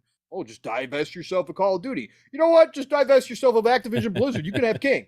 Do you think that would take off that pressure where they could turn around and say, hey, Sony, the main opponent to all of this, the loudest voice in the room against this deal, has come to an agreement with them, so we are going to come to an agreement with them too, and it's not going to be as harsh. What do you think, brother? Well, being that it's been the main focal point from the arguments, I would say that it would do a world of good to have that because all of a sudden you would have Sony signing off on the deal pretty much. Right. Not only that, I mean, they'd be signing off. Okay, well, if we're coming to an agreement with them, that shows their support of the acquisition, right? In my opinion, right? Yeah. Because if you don't come to an agreement, if you are 100% not going to be on board with this, right? So at that point, I feel like Sony would be saving face and trying to get what they can, and the most. And we talked about this a little bit beforehand, right? Because we're getting down here close to 0 hour, right? Where they're about to have these hearings, you know, and the hearings are going to be probably pretty brutal between the lawyers, battling against each other and stuff like that, making their cases. It'll be Microsoft versus the three main complainants, would be Sony, Google, and Nvidia, I believe, right? Yep. And our guess. Yeah, it's a guess. And it seems like Xbox and Microsoft pretty much have the whole case for them because they have all the facts behind them to represent the fact that they should be allowed to do this, right? The fact that it's getting to this point with the whole document things and the subpoenas and the back and forth and not wanting to do that, you're getting close to these hearings. From words from some people that seemingly like in the know, seem like the EC is like more willing to do just normal considerations or concessions. I mean, not necessarily have to be structural, right? Stuff like that. I feel like that's one of the main reasons probably behind this, because if Sony wasn't able to convince them to 100% just like cold turkey block this or do or make them do structural remedies, then I think that if that was the case, that would be in Sony's favor probably, and they wouldn't be necessarily as willing to negotiate here. But if they are willing to do regular concessions with the EU, and I think that that puts pressure on Sony, because at that point, like you said, the FTC case is a slam dunk. If the EU and the EC say, okay, we approve these things, stuff that Microsoft's probably been already willing for the most part to commit to since they've been talking about this deal, and then at that point, it's just up to the CMA, and at the end of the day, would having to provide some structural remedy just for the UK keep them from acquiring the $70 billion company? I personally maybe don't feel like it would. I feel like they would come up with some solution in that market alone and still do the deal. And the CMA, I feel like, doesn't want to stand alone in this either, because at the end of the day, then that's just a detriment to their consumers as opposed to everybody else who's actually going to benefit off of this deal. And they would face immense pressure down the line from the consumers that are getting screwed over because the CMA was so ridiculous with that thing. So I feel like Sony realizes at this point, okay, we're at the biggest pressure point of this, right? With some stage before a deal closes, before a deal gets done, when there's back and forth, there's battling back and forth, there becomes a time when it's in its like final hours, right? Now, in the course of this, and I'm saying hours in the course of months, because this has been a thing that's taken since last January, right, up to this point. We're in the final hours now. We're in the February to June, right? This is where everything happens, and all the biggest meat of this is happening over the next couple months. Okay, so with the pressure being on at the biggest moments, the biggest things that are set to happen with this are set to happen relatively soon. That's when deals get done, right? You can look across like most business and stuff. You get pressure put on from both sides. Everybody's playing all their cards, like we talked about earlier, playing all their cards, laying all their chips on the table, trying to persuade interest, trying to manipulate different people to make them feel the way they want them to make them feel, putting everything out there. And then when everything comes down to it and things get to where something is going to happen one way or another, you have to come to terms on what are you willing to accept, right? And at this point, we're reaching that stage. I feel like Sony has to be willing to talk, right? Where they're saying, Yep. okay, we played all of our cards, we've done all this, try to do right by our consumers, we try to do right by our company as much as we can. Now we need to make sure we get the most out of what we've been doing, right? So now they tried to put the pressure on Microsoft. They feel like maybe they've done a good enough job to this extent to get the best terms possible, right? Remember when they talked about a long time ago when they said, we've received Microsoft's offer for Call of Duty and it wasn't adequate, right? It was inadequate. They didn't say they wouldn't ever accept anything. They just said that was inadequate, right? Right. And we hear before Microsoft originally, as part of this, came out that Microsoft originally offered 5, then they extended it to 10. Sony wanted in perpetuity. They wanted a forever agreement. They knew they were never going to get that. So what does it come to now? Does it come to with 10 plus like some other kind of incentives or something like that?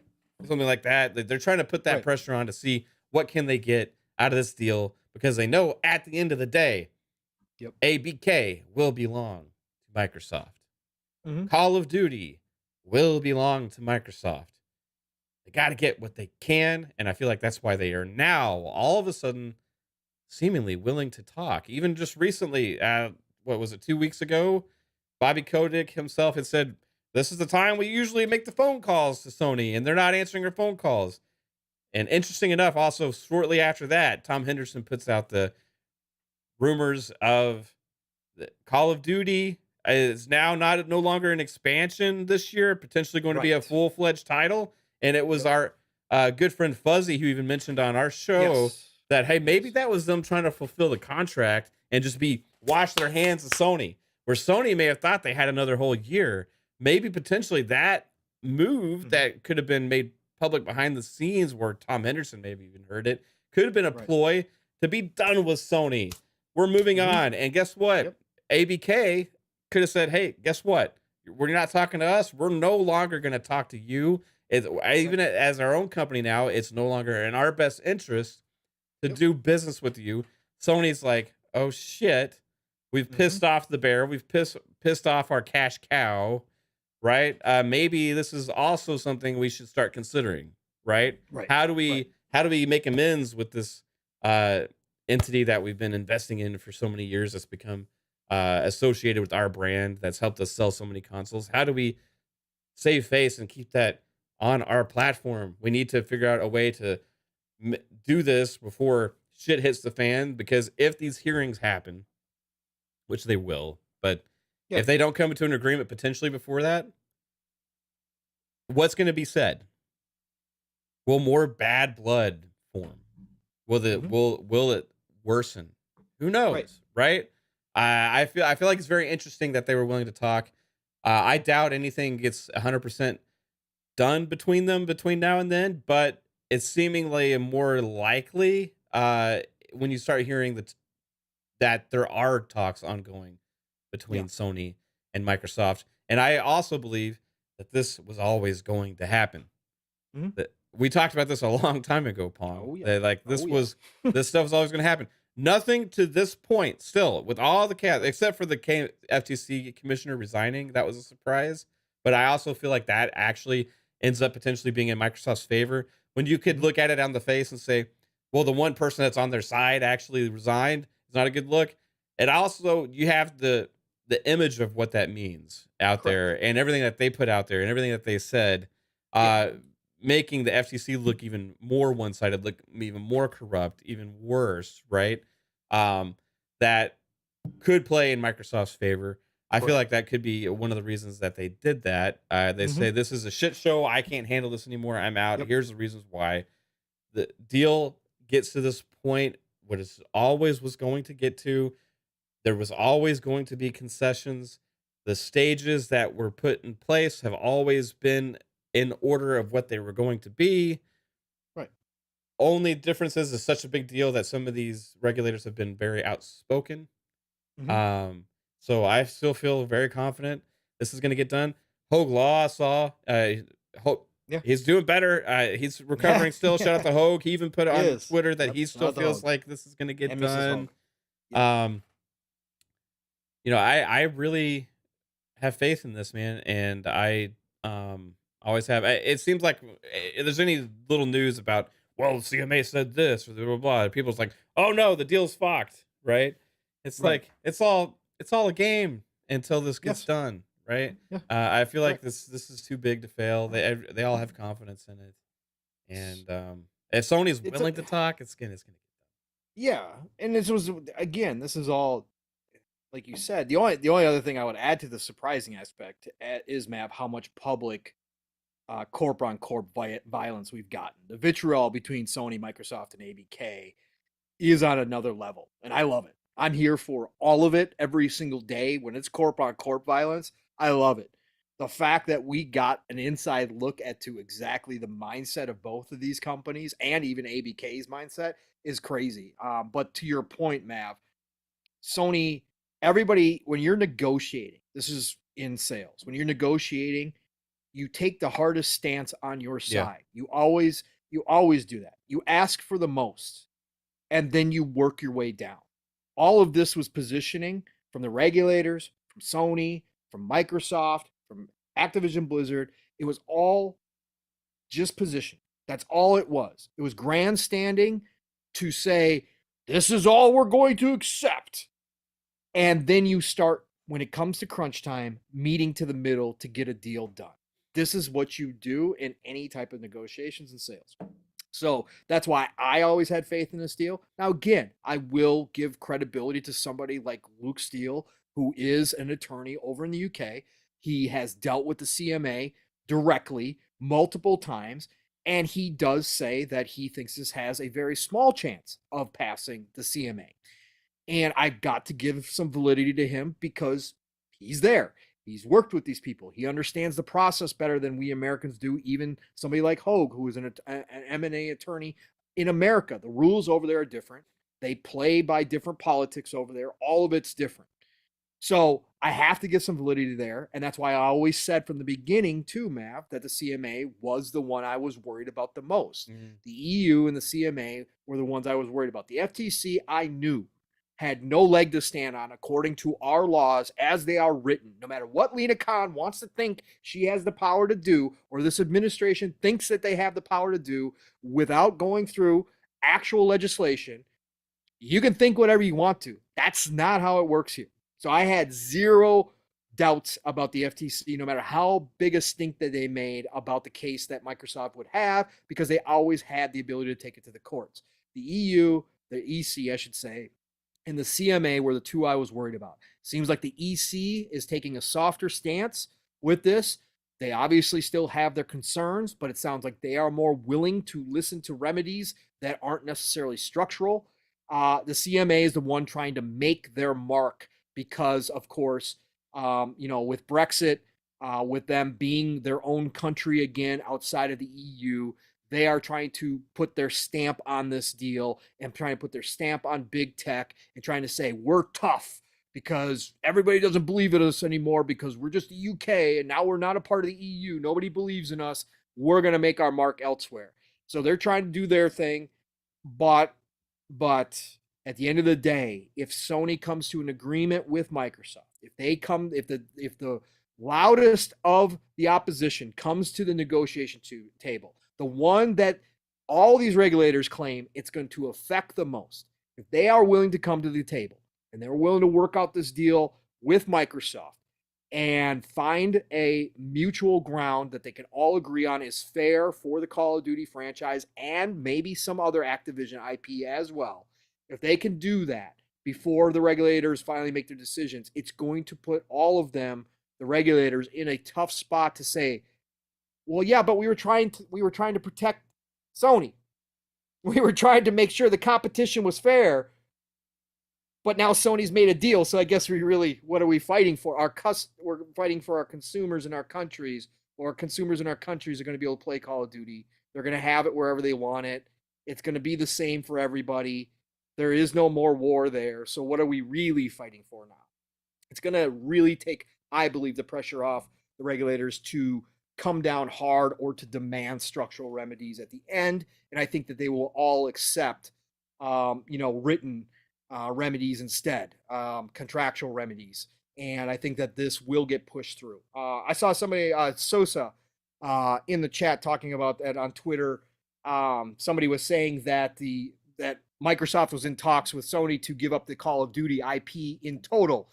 So I went back and found who was saying that. Yeah, he's a part of the clown show, the PlayStation side of the clown show. Dude lies through his teeth to get interactions. He likes to fire up the console wars on a daily basis, so he's making shit up. He's been well known to make up shit and just throw it out there. That's exactly what he's doing. So pay no mind to that. And that's why Tim Dog was responding to him, because Tim Dog knows his BS as well. So yeah, pay no mind to that. That is not any credible rumor anywhere. Okay, it's that hasn't come from anybody. So that's not even a thing. Okay, and I don't think at the end of the day, do I think that Microsoft would be willing to give up a lot to get this deal to go through? Yes, I do. Do I think that they are willing to divest themselves of the Call of Duty franchise? No, I do not. I think the Call of Duty franchise is too important in a lot of different facets to what they're talking about when it comes to mobile, also the PC market. They don't want to divest themselves of Call of Duty, especially since they want to grow Call of Duty by putting it on Switch or whatever the next iteration of Switch is going to be that may be powerful enough to run it. They want to put it everywhere. They're not going to give up the Call of Duty franchise. They're not going to do that. So, but I think they will give up a lot. But at the end of the day, man, like you, my confidence is still the same. Yes, a lot of us hoped and thought maybe it had a chance to get through last year. We were wrong. That's fine. I was wrong. I said I thought it had a chance to go through next year. I didn't think that there was going to be this much posturing. I didn't know Sony was going to throw this big a fit over this. I didn't know that they were willing to burn down the bridges and go scorched earth on everybody. I knew they were going to put up a little bit of a stink. I did not think they were going to scorch earth because, as Matt pointed out, and as we've talked about, that relationship with ABK, even if this deal falls through, is done. And I don't care. Again, money talks, bullshit walks. I understand all that's business at the end of the day, blah, blah, blah. ABK has a more than capable partner in Microsoft, and they can ask for more than a reasonable sum from Microsoft to get the marketing rights for Call of Duty. Microsoft can make it well worth their time just so they don't have to turn around and do another deal with Sony. That will never materialize if this deal falls through. And Sony people think it doesn't matter. Yeah. That's the whole reason Sony wants to keep this relationship. Correct. Wanted to keep that because they want the marketing rights and the brand recognition. Like the licensing deal was already on the table for them to remain for Call of Duty to remain on the platform, but they were losing that brand awareness of COD, which has really helped PlayStation over the last 10 years now, ever since 10 years, 15. Whenever the probably closer to 12 or 13, I think. At some point in the 360 generation, it switched over to Sony marketing, and at that point, leading into the PS4 era, right, they had strong brand recognition already at that point now, pushing that. Then they also had Destiny. Just like how successful they are right now with Hogwarts, right? Mm-hmm. Sony's really, really strong at making people think that multi-platform games are exclusive on their platform. For the casual audience, they market these games big time, like Hogwarts Legacy right now, which has been causing it to sell like hotcakes everywhere, like Call of Duty has every single year, and like Destiny has as well. So they don't want to lose, because for them, Call of Duty has been the biggest factor of that, right? And they don't want to lose that aspect on what their business model has been. And they're going to. They know they're going to. So now at this point, it's like, how can they do a deal to maybe save face with that or get the most out of it as possible? I'm curious what Microsoft is willing to do. That's the question. That's the question that I don't think any of us really have a clear answer for, because we don't know 100% what numbers Microsoft is looking at with what they're going to benefit the most of out of this deal, right? Right. And what they're willing to sacrifice to get this deal done, right? So at the end of the day, they're weighing those decisions right now, right?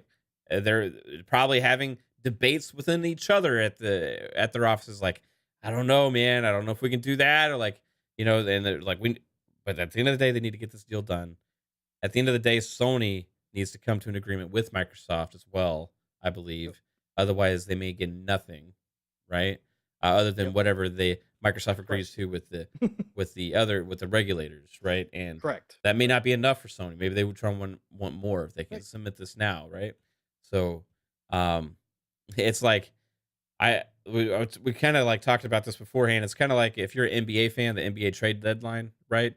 Yeah. Each side's jockeying and playing each other like for the most value back, right? Right. And at the end of the day, it's like one of them is going to cave, right? At the end of the day, when it gets down to that 0 hour, the last like hour of the trade deadline, one side, whatever, puts in more or bows out or Right. or takes more. That's when It's the negotiations all happen. Negotiations all happen the last minute. minute because like Yep. it's the deadline's on. We Yep. have to make a deal now, right? And Sony was probably always going to wait till the pressure was at its highest to try and get the best Correct. deal possible, right? Correct. Jay Rimbert with a $5 super chat says, "Look at Pong being the voice of reason and truth." Salute. Thanks, Jay Rimbert. Salute to you, Jay. Also, Apollo Cooper with a $2 super chat talking about Sony says, "It's like your school bully saying, 'Don't hurt me.'" Yeah. Very much so. Yeah. Very much so. Hey, I just threw food at this kid and then he threw food back at me. Can you get him in trouble, please? Yeah, it doesn't work that way. No, it doesn't. I'm a lot like Jez in all of this. I want this deal to go through, not because of Call of Duty, right? It's great. It'll be great to have it in Game Pass. Don't get me wrong, but not because of Call of Duty. The chance that we might get a StarCraft return, the chance that we might see a World of Warcraft 2 built from the ground up for consoles and PC, the chance that we could have maybe a true crime come back or one of the other many IP that Activision has. That's why I want this deal to go through. Again, at the end of the day, will the video game industry move forward if this deal collapses? Absolutely. Microsoft isn't going anywhere. Xbox isn't going anywhere.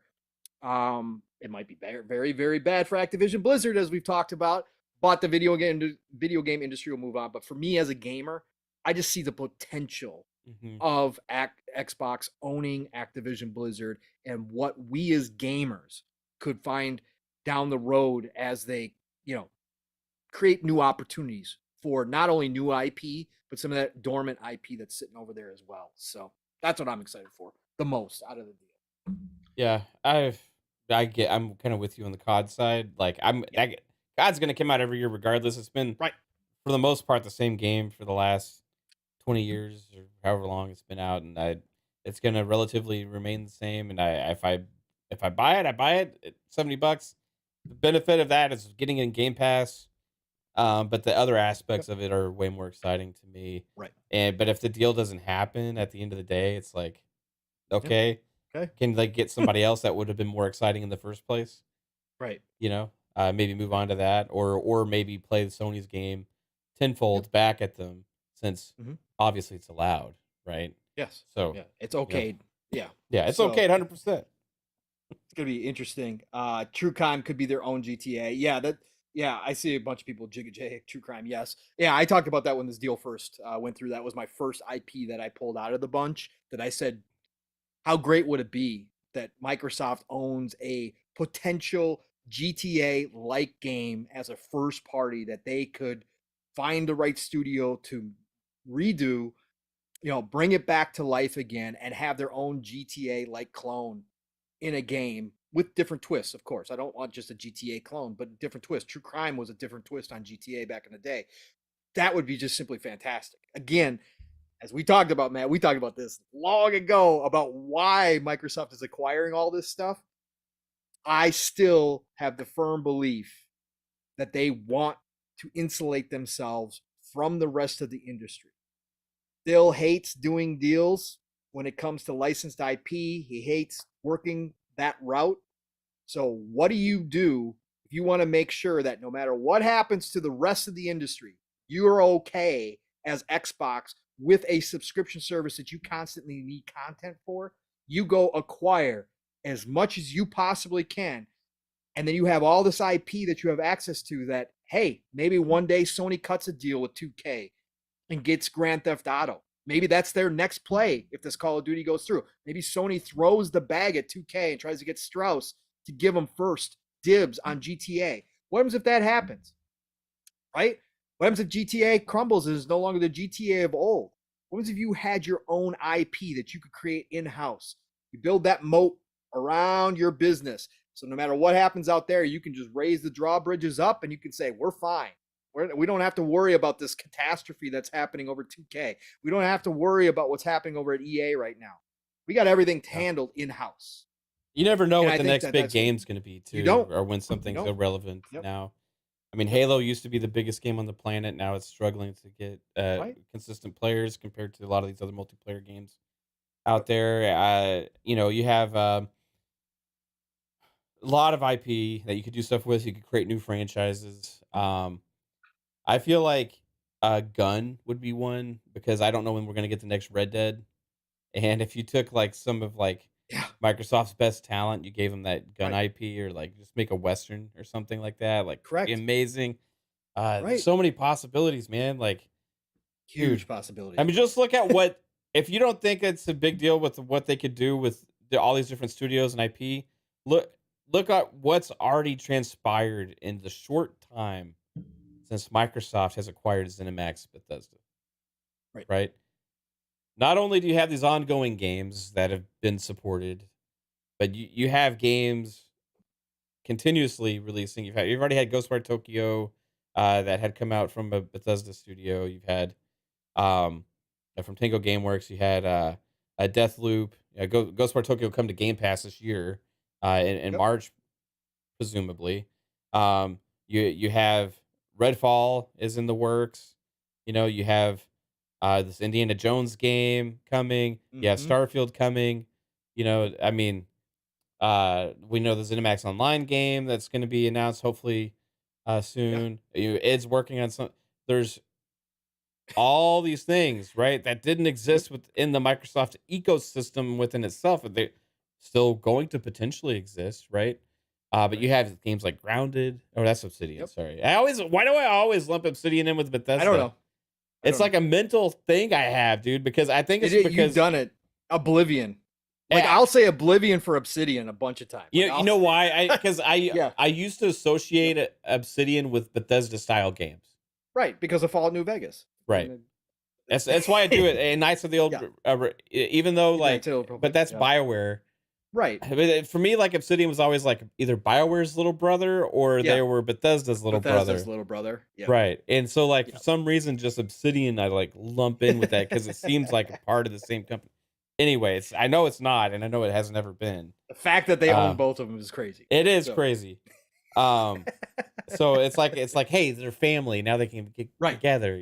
Get back together again. Yeah. But the ZeniMax Bethesda just insane contributions. Imagine where Xbox would be for the forecast of this year for recent times without take out Starfield and Redfall this year. And Ghostwire Tokyo coming to March. And Ghostwire Tokyo. But think about that. You'd have Forza Age, Minecraft, and that's all we know about right now. Yeah, imagine that, everybody. Imagine how exciting that would be for this year, right? I mean, I would be excited for the Age games and Forza, but that's like, of course. So you want more than that for sustainability of your ecosystem. We wouldn't have had Deathloop last year, and that's coming off of 2022 when there was like that's what I'm saying. We wouldn't have had Deathloop last year. We wouldn't have had any Starfield, Redfall wouldn't be there. Like, okay, great. It's crazy. They've been it is crazy how much they've gotten out of them already and what's going to be coming down the road. Again, all those studios are working something, some of them multiples. We got, Roundhouse, which we haven't heard anything from, which is working on something as well. We don't know what that's going to be. The ZeniMax deal is going to be big for Microsoft and Xbox now that all the contract deals are done. So And like I said, we get Starfield announced and released finally. Not announced, but you know what I'm saying. We get the showcase, we get the release date. It goes gold, and Todd turns around and is instantly working on Elder Scrolls 6. Like, how great is that, man? Yeah. Instantaneously. That's next up. You know it. If y'all think you seem excited for Starfield, just wait till we start getting that stuff about the next Elder Scrolls game. Right. Right. It's going to be insane. It is. It's going to be crazy. All right, man. Damn. 2 hours. Just like that, Brody. It's already just been like 2? that, Brody. Yep. Just like that, Brody. We're only talking about like 2 things. I know. This is what we do, man. It's what we do every week. We're like, oh, it's been a light news week. Oh, what are we going to talk about? Yeah, well, this is where we're at. So let's get into the Game Pass stuff here, Matt. Let's get this out of the way. This is, to me, kind of a boring topic because we've talked about Game Pass so much. We've covered every angle you can possibly think of with Game Pass. We have gone through explanations and discussions about every time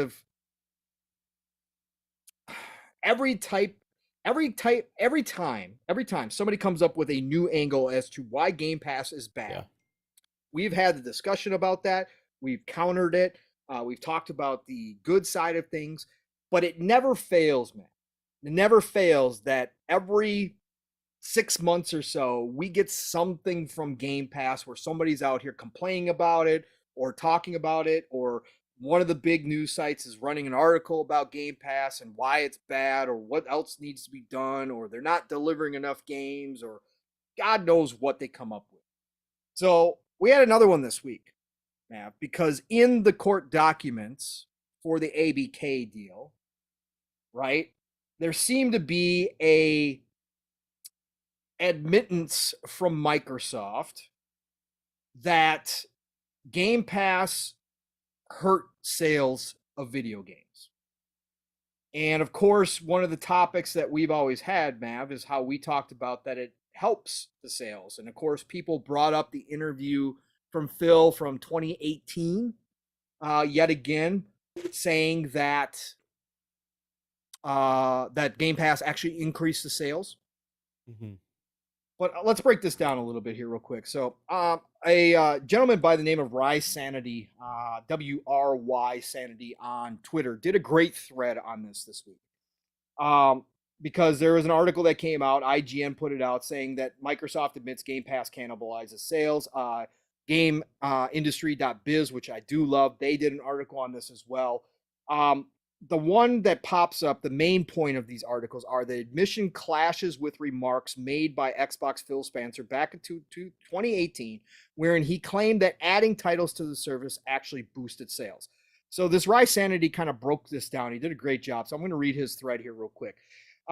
Okay, this is his tweet. Okay, this is obviously today's discussion, the topic for the day. Aside from the obviousness of this claim / quote in the CMA document, there seems to have been a big focus on this clashing with remarks Phil Spencer has made previously.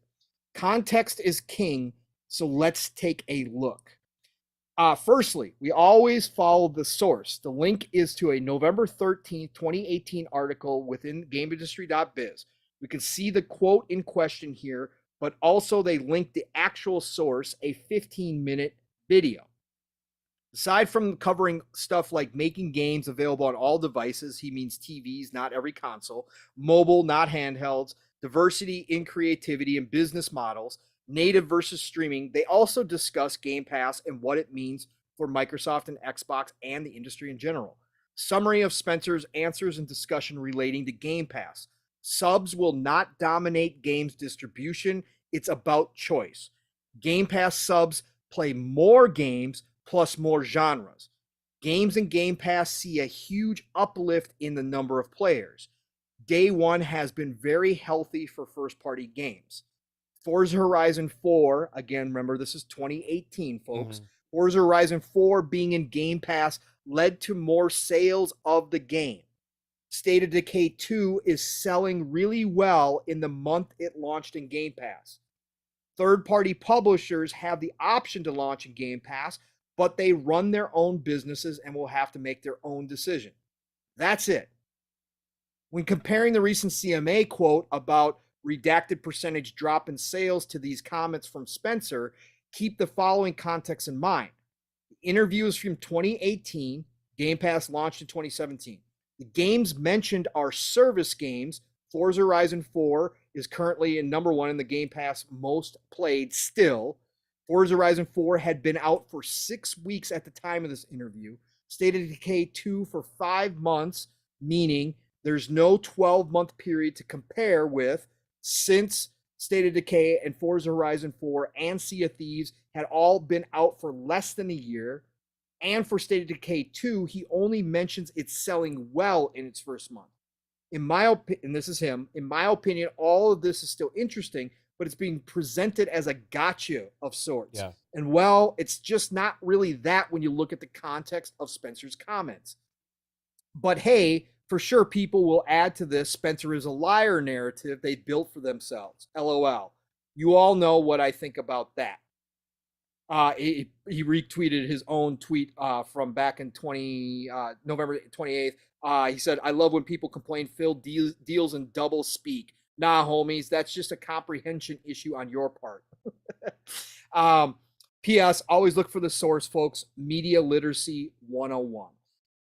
I thought it was a great breakdown of the context map that people are putting this in. And again, if you go read the CMA, Microsoft lays it out that games after 12 months that are in Game Pass see a declining sale metric, right? So we're talking about, again, comprehension, #1, read the full quote, #2. But I read that instantaneously, and I thought maybe I was wrong because I saw everybody running with this, right? Everybody was running with this, of course. I thought I was reading it wrong. But the more I dove into it, I'm like, no, it says after 12 months, we see a decline in the games selling that are in Game Pass. Well, of course, even if a game isn't in Game Pass, 99% of games are going to see a decline after 12 months. You're going to have that rare cyberpunk situation, right? Where all of a sudden it gets a second wind and all of a sudden sales go through the roof. But at the end of the day, most games aren't going to continue to have the same sales they did in the first month, 2 months, 3 months as they do in months 10, 11, and 12.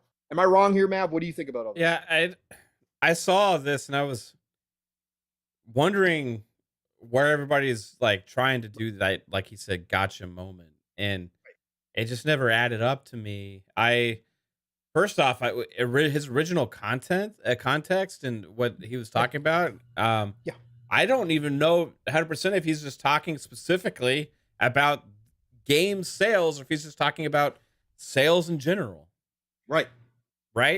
Like, because we've always said, right, man? We've always said that it increases like DLC sales because people get to try the games, all that kind of stuff. And not only that, but it makes the games more popular, so they may sell more than they would have in other places as well. Like Forza Horizon 4 Forza Horizon 5 probably sold better in Steam because the game is in Game Pass, right? So Horizon 4 probably wasn't even on Steam at the time. I don't think they released games on Steam day one back then, did they? Were they already doing that in 2018?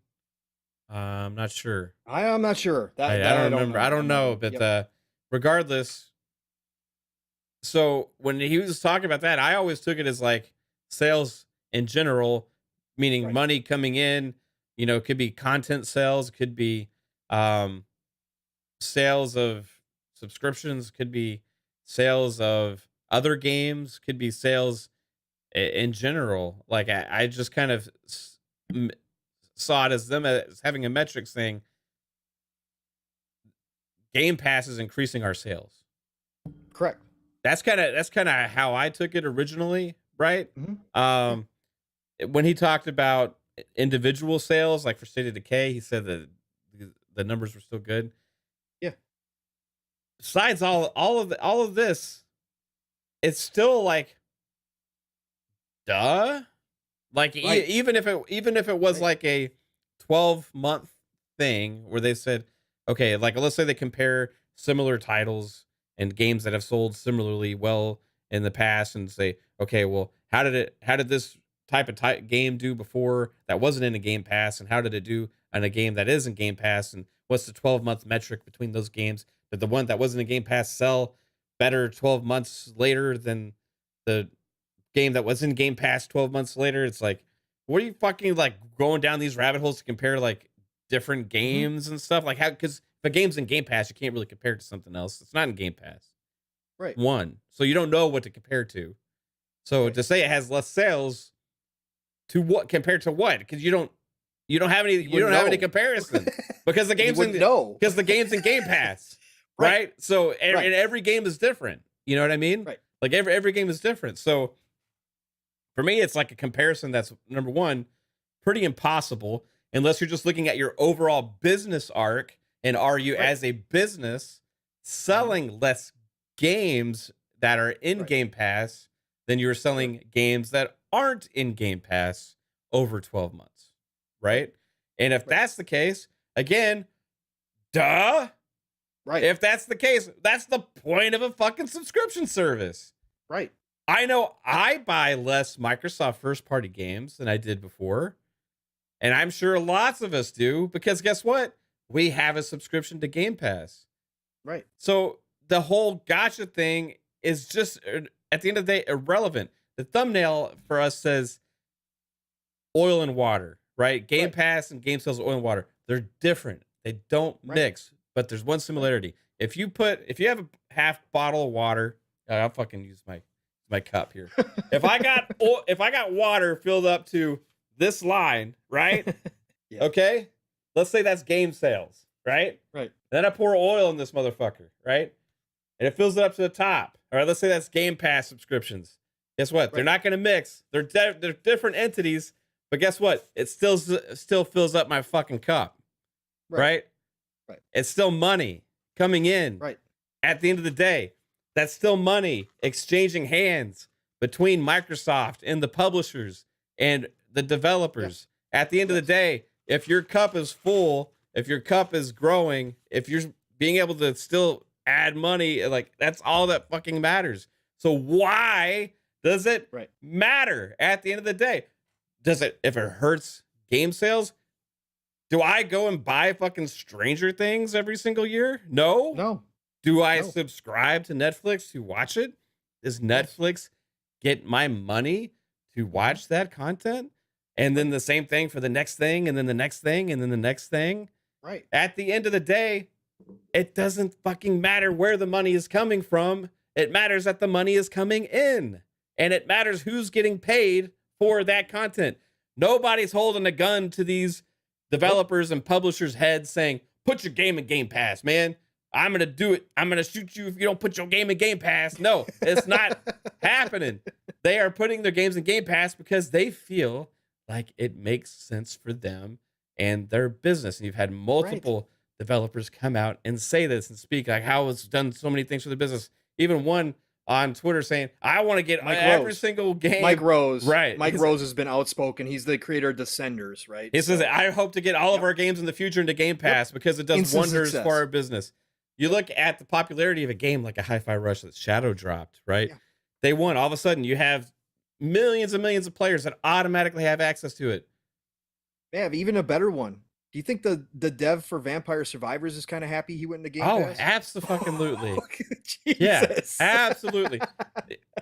But I want to look at a first party here, like a Hi-Fi Rush, right? Yeah. Game is shadow dropped out of nowhere. Guess what? It wasn't in the top 20 in the charts because it's in Game Pass. Guess what? Does Microsoft care? No. Did it sell well on Steam? Yeah. Is it get people talking about Xbox and the brand and to create more engagement and Tango and give more anticipation on what they make for the next game? Is it creating more excitement? Brand awareness, mind share, all these things, right? Makes a huge difference. That's what this is all about. It's about engagement.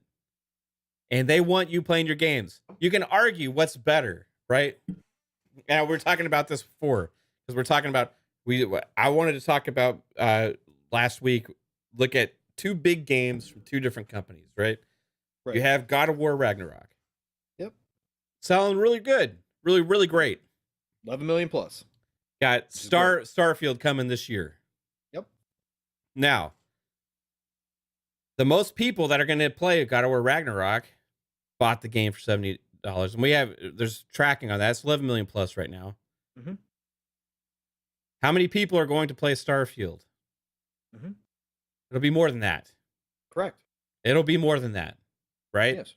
Yes. As a publisher, as a creator, as a developer, I want the most people possible playing the games, and every single one of those people will be paying for access to that, for the ability to play the game. Doesn't matter if it's via subscription, doesn't matter via its purchase. Money is going into Microsoft's pockets for your ability to play Starfield. And whether you buy it on Steam, whether you play it on your Xbox traditionally and buy it on there, or whether you subscribe to Game Pass, whether you play it on your phone, wherever the hell you do, Microsoft's getting money because you're playing Starfield, right? That's all that matters. And there will be a lot more people playing it than people playing God of War Ragnarok, which each single person only could play it if they paid $70.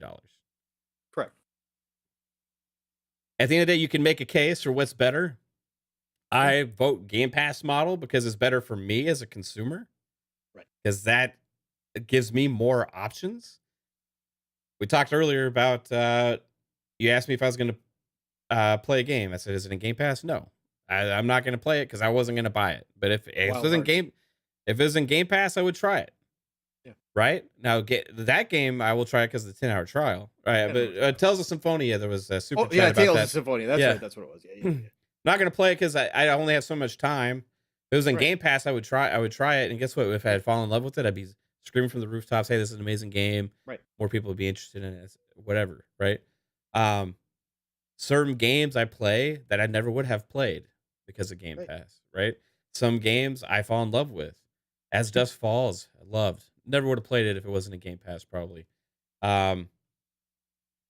So many examples of games like that. Money I save because of the games I would have bought, I put towards other games, and I buy other things that I would never bought also, right?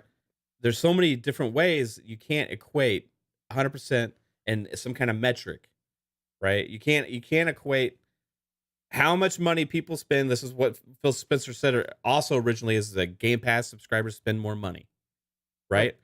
So isn't that what they want? And also in a year like 2022, where you don't have a lot of first party content, don't you want to still have that money coming in like they did, still increasing subscriptions? Yep. Right. I mean, it just seems more stable for me than having to rely on that game to be that masterpiece that pushes your product. Right. Now, Xbox still got to deliver those goods, and that's part of the reason their numbers haven't skyrocketed over the last year and a half, like they're starting to now for Sony, because Sony's got those games and they got those marketing rights on the big games right now. These games are coming from Microsoft. They're coming for Xbox. And when they hit, the same thing's going to happen. It's just too late right now. This was why we were all complaining about 2022, right? People that say like, hey, it's not a big deal, whatever, you complain or whatever. So it's a big deal when all of a sudden your competitor starts increasing 200% console sales and you're declining in sales. That's a big deal, right? So will it turn around? Yeah, because it's all about the games at the end of the day. I just don't get the whole comparison, Pong. Like, the gotcha thing is not there. It was never an argument. It was always like a, duh, you fucking stupid. Of course, a lot of people aren't going to buy the games that are in Game Pass because that's why they subscribe to the service. They're already paying for the game. Right. It's like, again, that concept is lost on people. Like, they act like they give away Game Pass for free and nobody's paying anything. Like, that's not how any of this works. And as we've always pointed out, Mav, as much as all of us would love to say, every game needs to come to Game Pass. And there's people out there that love to ask, oh, is this game coming to Game Pass? Microsoft has a yearly budget that they can spend on Game Pass. It's not a free-for-all. They have a waiting list. We've heard they have a waiting list afford to get games into Game Pass. It's not just an automatic. And there's games out there where it doesn't make sense. Strauss Zelnick has come out and said, subscription service doesn't make sense for our games. Well, of course not. You can put GTA 6 in Game Pass. Microsoft, it would be unreasonable the amount of money Microsoft would have to offer 2K to get GTA 6 into Game Pass day one. And it would be unreasonable from both sides because 2K knows they've got an automatic 100 million copy seller if they pull off GTA 6, right? It's now we can say that without question. It's an automatic, right? Okay, it's an automatic 50 to 100 million, okay? When GTA 6 drops, it'll be the biggest game, the fastest selling game of all time. Instantaneously, I can say that now without question, okay? There's no reason for 2K to do that. Strauss knows that. His types of games don't need a Game Pass, and it doesn't make financial sense for either company to put a game like that in Game Pass. Same goes for Call of Duty. If it's not owned by Microsoft as a first party, why would have Activision ever taken a deal from Microsoft to put that into Game Pass day one, and why Microsoft would have offered up the billions of dollars it would cost to even make that a financial viability? Why would they do that and eat up their entire Game Pass budget when they need more games in Game Pass? You need a lot of content. It doesn't work for every game, and we've never claimed it does. I always said that eventually, if Microsoft hits Netflix numbers, if they get to 100 million, 120 million subscribers, well, guess what? Their budget is going to be X times more big, and then you can start thinking about viability of some of the bigger titles going in there. But right now, of course not. It doesn't make sense. And like you said, Matt, as we've always pointed out, nobody's forcing these developers to do this. Nobody. It's a mutually beneficial deal. Both parties agree to it because they both want it to happen. It's not Microsoft going, you have to do this, otherwise we're never doing business with you again. Well, no, of course not. That's not what's happening. But a game like Wo Long coming in there is freaking amazing. That's the perfect type of game that you want to get in there, right? That's the beautiful part. And obviously, everybody agreed to it. Everybody said, yes, this could be beneficial to all of us. So again, at the end of the day, this is more about the gotcha Phil conversation, and this is more about like the IGNs and the game industry business. The whole Game Pass isn't sustainable. Right. Correct. People don't believe in it. You can go back and look at articles, especially at gamesindustry.biz, because I'm a big fan of gamesindustry.biz, because again, they're the hardcore kind of site where they dive into the business side of things, which I'm fascinated by. So I read gamesindustry.biz. But you can go back and look at the articles that have been written by different writers over there about Game Pass. They're not believers. Yeah. They're not believers. They don't believe the subscription model is viable within the video game industry.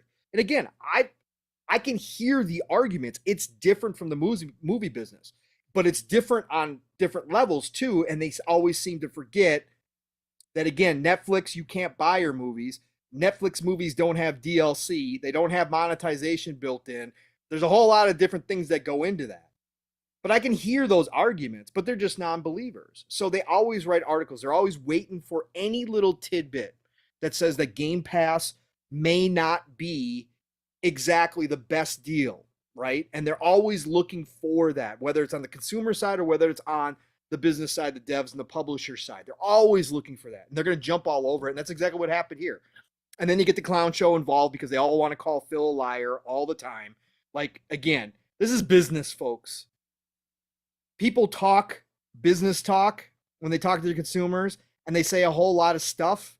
It's a whole lot of word salad that winds up not being anything. That's what you have to do in business. Again, Phil, I can't imagine the pressure on him when he does these interviews because he has to worry about stockholders. He can't say a damn thing that affects the stock. And that's got to be the hardest thing to do when he gets questioned, right? So yeah, he's going to say a lot of things. We came out and talked about VR that everybody likes to bring up. At the time, do I believe that Microsoft was considering seriously jumping into the VR space? Yeah, absolutely. I 100% believe it. And then I think when he looked at things, when they started restructuring Xbox and figuring out where the budgets were going to have to go, and they looked at the viability of VR, and they were like, yeah, that's just not going to work right now. That's a business decision. Those things happen. Just like how PlayStation has continued to make PlayStation 4s after they said we believe in generations. That's business speak. Jim knew what he was doing. He was speaking to his hardcore fan base, trying to make them sound like, oh, we're all in on current gen.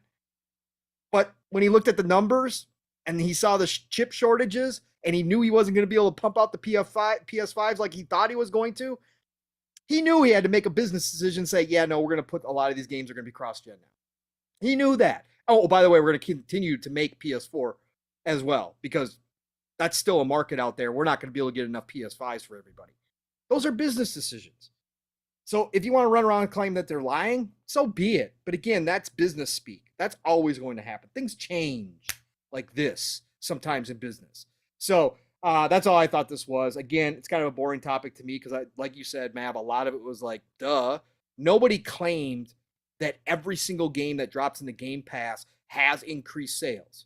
Nobody ever claimed that once. Nobody ever claimed that all of a sudden there was more actual sales of each game that drops in the Game Pass. No, like Phil said, overall sales numbers go up. But like you said, Mav, there's no breakdown of that. We always talked about the DLC. We always talked about the monetization. We always talked about the smaller titles and some of the mid titles that get in there that people weren't going to buy in the first place. Yeah. Then they try it out, fall in love with it, and wind up buying it.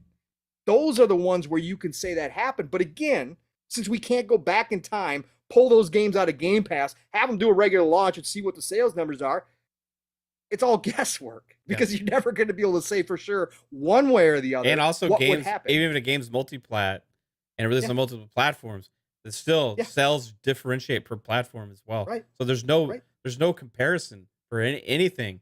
It just has to be a decision that the developer and publisher feels like it works for them, or they put the game in there. And for Microsoft first party stuff, that's what their whole thing is. That's what the whole stick is, putting their games in there day one guaranteed, right? Without that, we wouldn't be as excited for Game Pass because then it would be a guessing game as to what's going to happen, right? Always. It would be less guaranteed value with that. But with the Microsoft first party lineup, you know what's coming, right? And you know what's going to be in there day one, and you know there will be big games, right? Right. But we don't have to rely on the third-party surprises and stuff like that.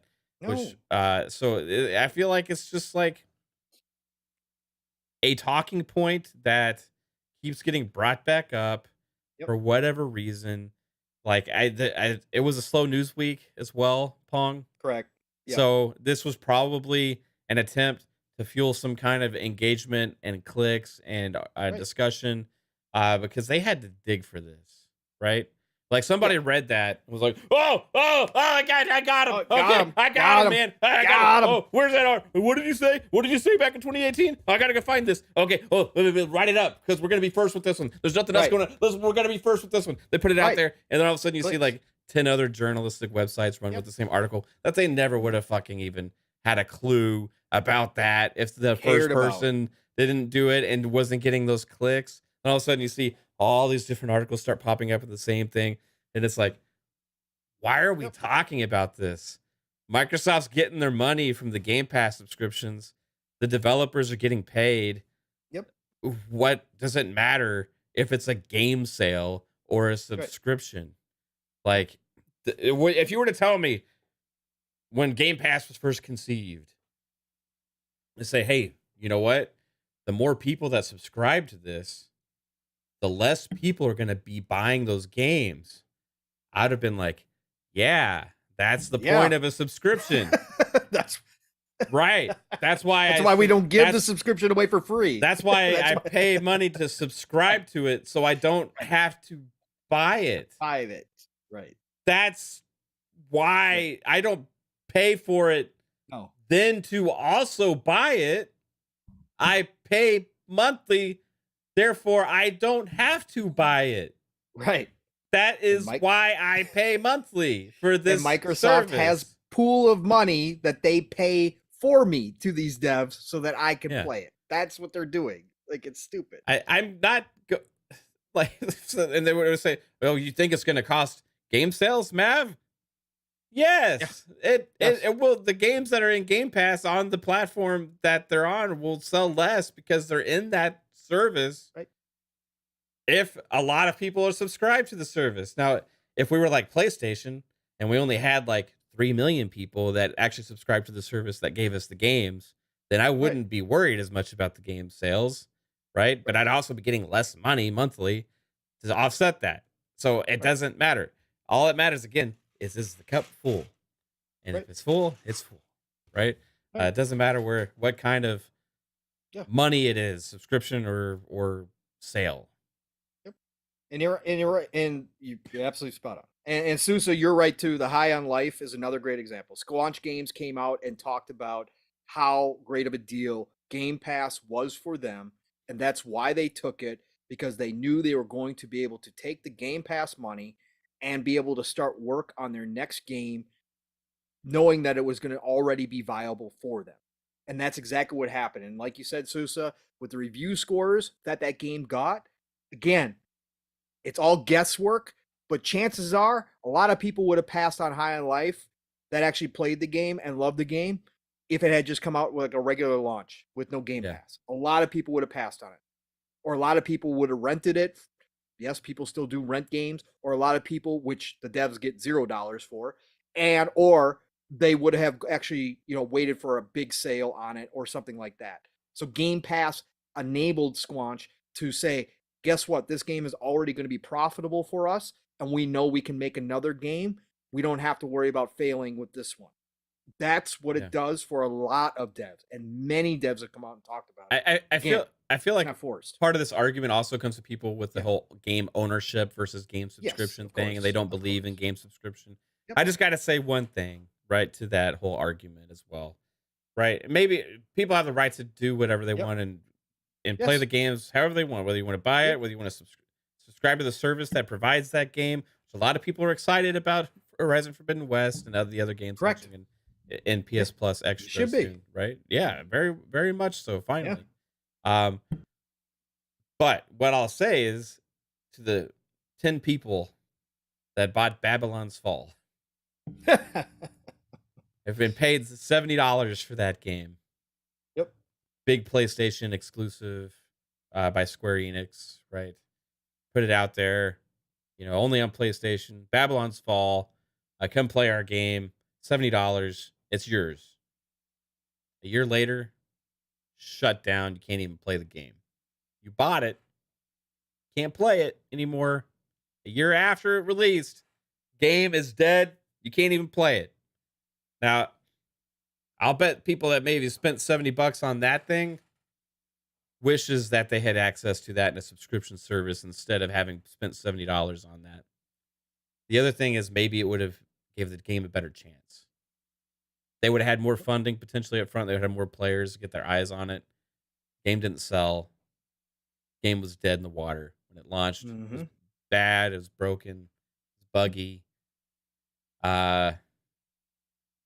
Not everything is clear. Not everything is like clear as day with what's the best for people. And if you're somebody that believes in game ownership only, you can get screwed. Yes, games leave subscription services. You have noticed when that happens. You were paying for access to that over time. And if you want to buy the games, you still can. You know what I mean? The thing about it is what Phil's comments were originally. It's just an option. Right. It's an option. It doesn't he doesn't even see it being the dominant way people play games. He thinks game ownership is still primary. But I'll tell you this, 30 million people that are subscribed to Game Pass are going to be excited when Starfield drops in that sucker. Yep. And some of them will buy it. Some of them won't. It doesn't matter. Nope. Doesn't matter. Nope, it doesn't. You're absolutely correct. Good topic, man. I'm glad we knocked that one out of the park here. I'm going to run through a couple small things here, and then we'll hop into my second favorite publisher, Embracer Group, because they dropped a bunch of they went through their financials again, and a lot of interesting stats out of there. So we'll jump into that, and then we'll end the show with some Marchers talk, some Starfield talk. Ooh, yeah. Nugget. We'll get into that too as well. But I want to get through some of the small stuff real quick. It doesn't need a whole lot of discussion, Mav. But if you got something, jump in, obviously. Sword and Fairy Together Forever. We had heard about this. This is a Chinese RPG which was launched late last year. Sword and Fairy is it's been around for a long time. A lot of people don't know it. It's not your Final Fantasies or anything like that, but it's been around for a long time. It finally headed west last year. Sword and Fairy Together Forever. We got this out of the Chinese showcase that they kind of had. That there was a rumor that in that the developer had stated that this was coming to Game Pass. Well, Xbox Wire today confirmed that Sword and Fairy Together Forever. I played the demo. It's very well done. Is it AAA? No, it's AA RPG, but it's a very cool kind of traditional action RPG that you expect from the East. Will arrive in Xbox Game Pass on July 6th. And will support Xbox Play Anywhere, allowing you to bring all your saves and achievements with you across Xbox and Windows PC. So that is July 6th. We're getting Sword and Fairy Together Forever. Again, another shout out to Sarah, Bond, of course, and everybody working to bring these games from the East to Xbox. Still, we got a lot of big ones that are missing, but we've seen the effort paying off over the past 2 years. This is another big one. Coming to Game Pass July 6th. Valheim. Which was huge on PC for a moment in time.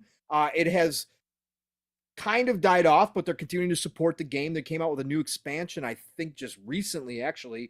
Valheim is, and we got the announcement that this was going to be showing up in Xbox Game Pass on the console sometime this year. Clobriel sent out the tweet today because out of the Embracer news, we did find out Valheim is coming to Game Pass in March. So Valheim is going to be another welcome addition to Game Pass.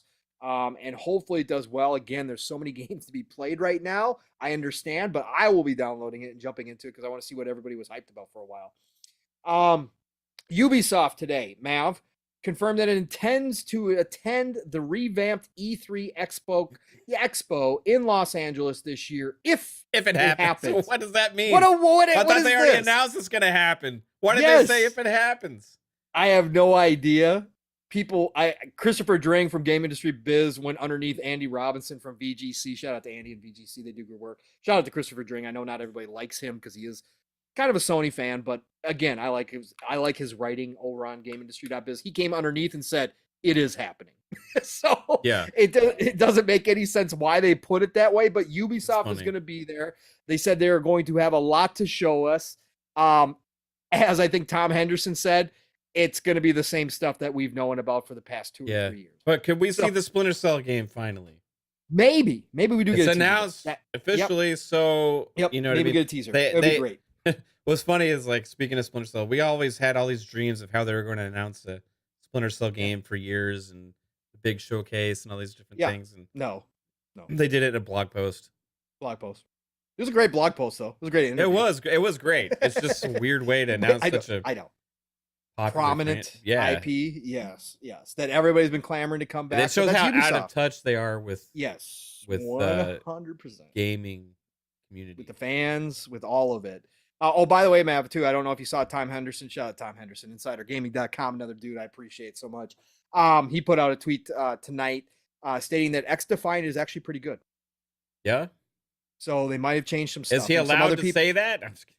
Well, he did. He don't care. You know, Tom Henderson don't give any. He didn't sign shits. NDA. Yeah. No, so he said it's actually pretty good. And then I saw some people underneath, some randos in there actually saying, you know what, I played this and this is better than it was before. I'm interested. I like the I don't know if I'm allowed to say. Are we allowed to say who is? Like, I don't know. But if I was to get a chance to play it, I like the different look of the art style they're putting out there. Yes. Yeah. Much more in tune with Clancy than previous. Still not perfect by any means. Right. But it has me more interested in giving it a fair chance. Sure. We'll see. That's good. When the game.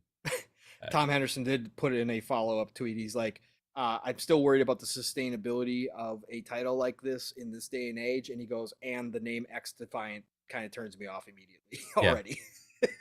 So the good news is I think the latest wave of insider testing is also on consoles.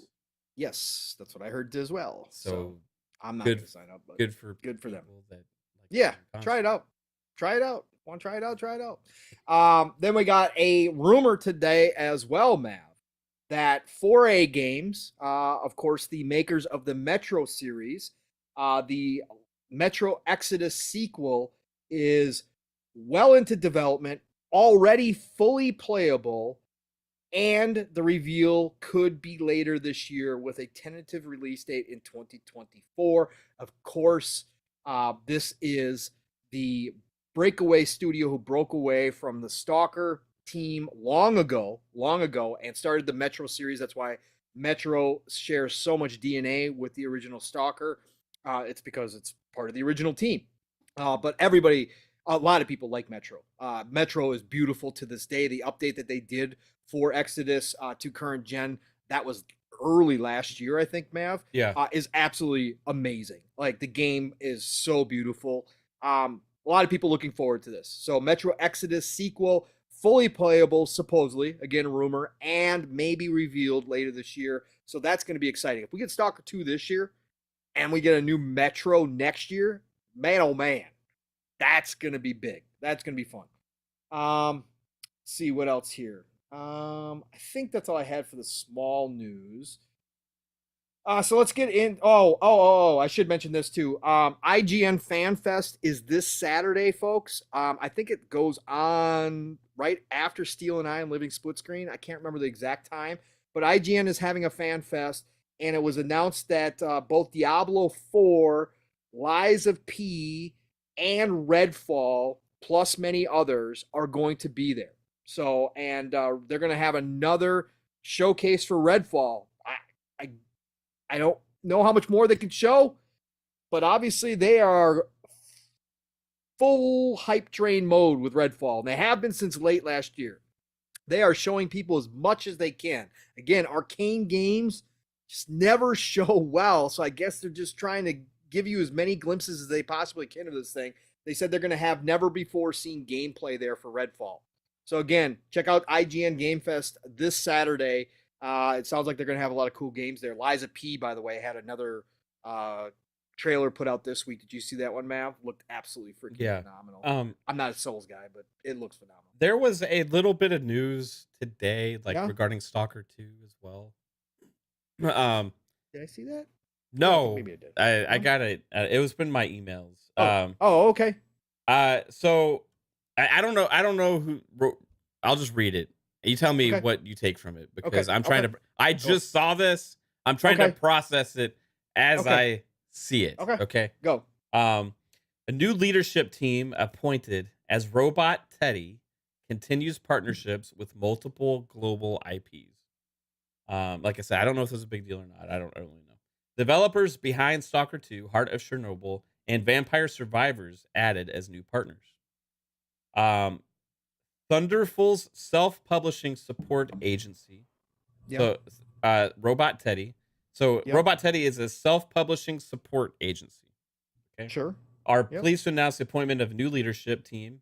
Then they go on to announce all the leadership team. Yeah. Okay. Okay. Then Catherine Strangfeld, COO of Thunderful Games, is overseeing operations as managing director of Robot Teddy, and will work with a variety of partners that will now also include GSC Game World, the developers behind the highly anticipated Stalker 2 Heart of Chernobyl, and Ponkel, the developer of indie phenomenon Vampire Survivors. Right. She says, I'm very excited to have Amanda, Mike, blah, blah, blah, join us. The directors at Robot Teddy, CEO of Thunderful Games and managing director of Robot Teddy. Robot Teddy is already highly regarded in the industry thanks to our work with partners on globally recognized brands like Gang Beasts and many more. The new leadership team will bring the support and services we are able to provide to our partners to new heights as we continue to work with them on creating and achieving their goals, as well as adding sensational new projects like Stalker 2 and Vampire Survivors to our portfolio.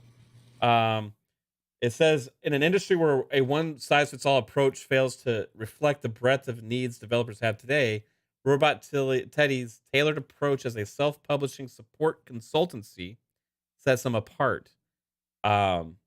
Says Agostino Simonetta, Chief Games Officer at Thunderful. Having the flexibility to engage with developers on a whole variety of terms is a vital part of Thunderful's strategy as a company, and it's this approach that allowed Robot Teddy to work on the likes of Empire Survivors as well as exciting upcoming projects like Stalker 2: Heart of Chernobyl.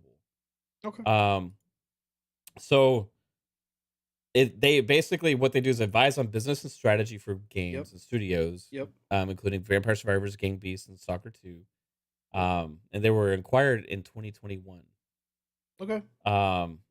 So I don't know what that means exactly, but maybe this wouldn't. The other two games are already out, Yeah. right? So maybe like this is part of a strategy with getting closer, hopefully, to launch this later this year with Stalker 2. Yeah, I think they're probably in that phase. Well, they've been in that phase because obviously they cut the deal with Microsoft pretty early on, but they're in the phase of getting ready to start marketing. And I'm assuming that that's what a lot of the core of that business is helping the smaller dev teams to get their marketing out and assisting them in finding partnerships and what's going to be the right ways to market their games. I'm sure that's what that's a lot Yeah. about. So that's what it seems like. Obviously, it sounds like that this isn't like a publishing deal. This is just a consultancy type deal where they help these people kind of the ins and outs of the business side of things, which makes sense. I mean, again,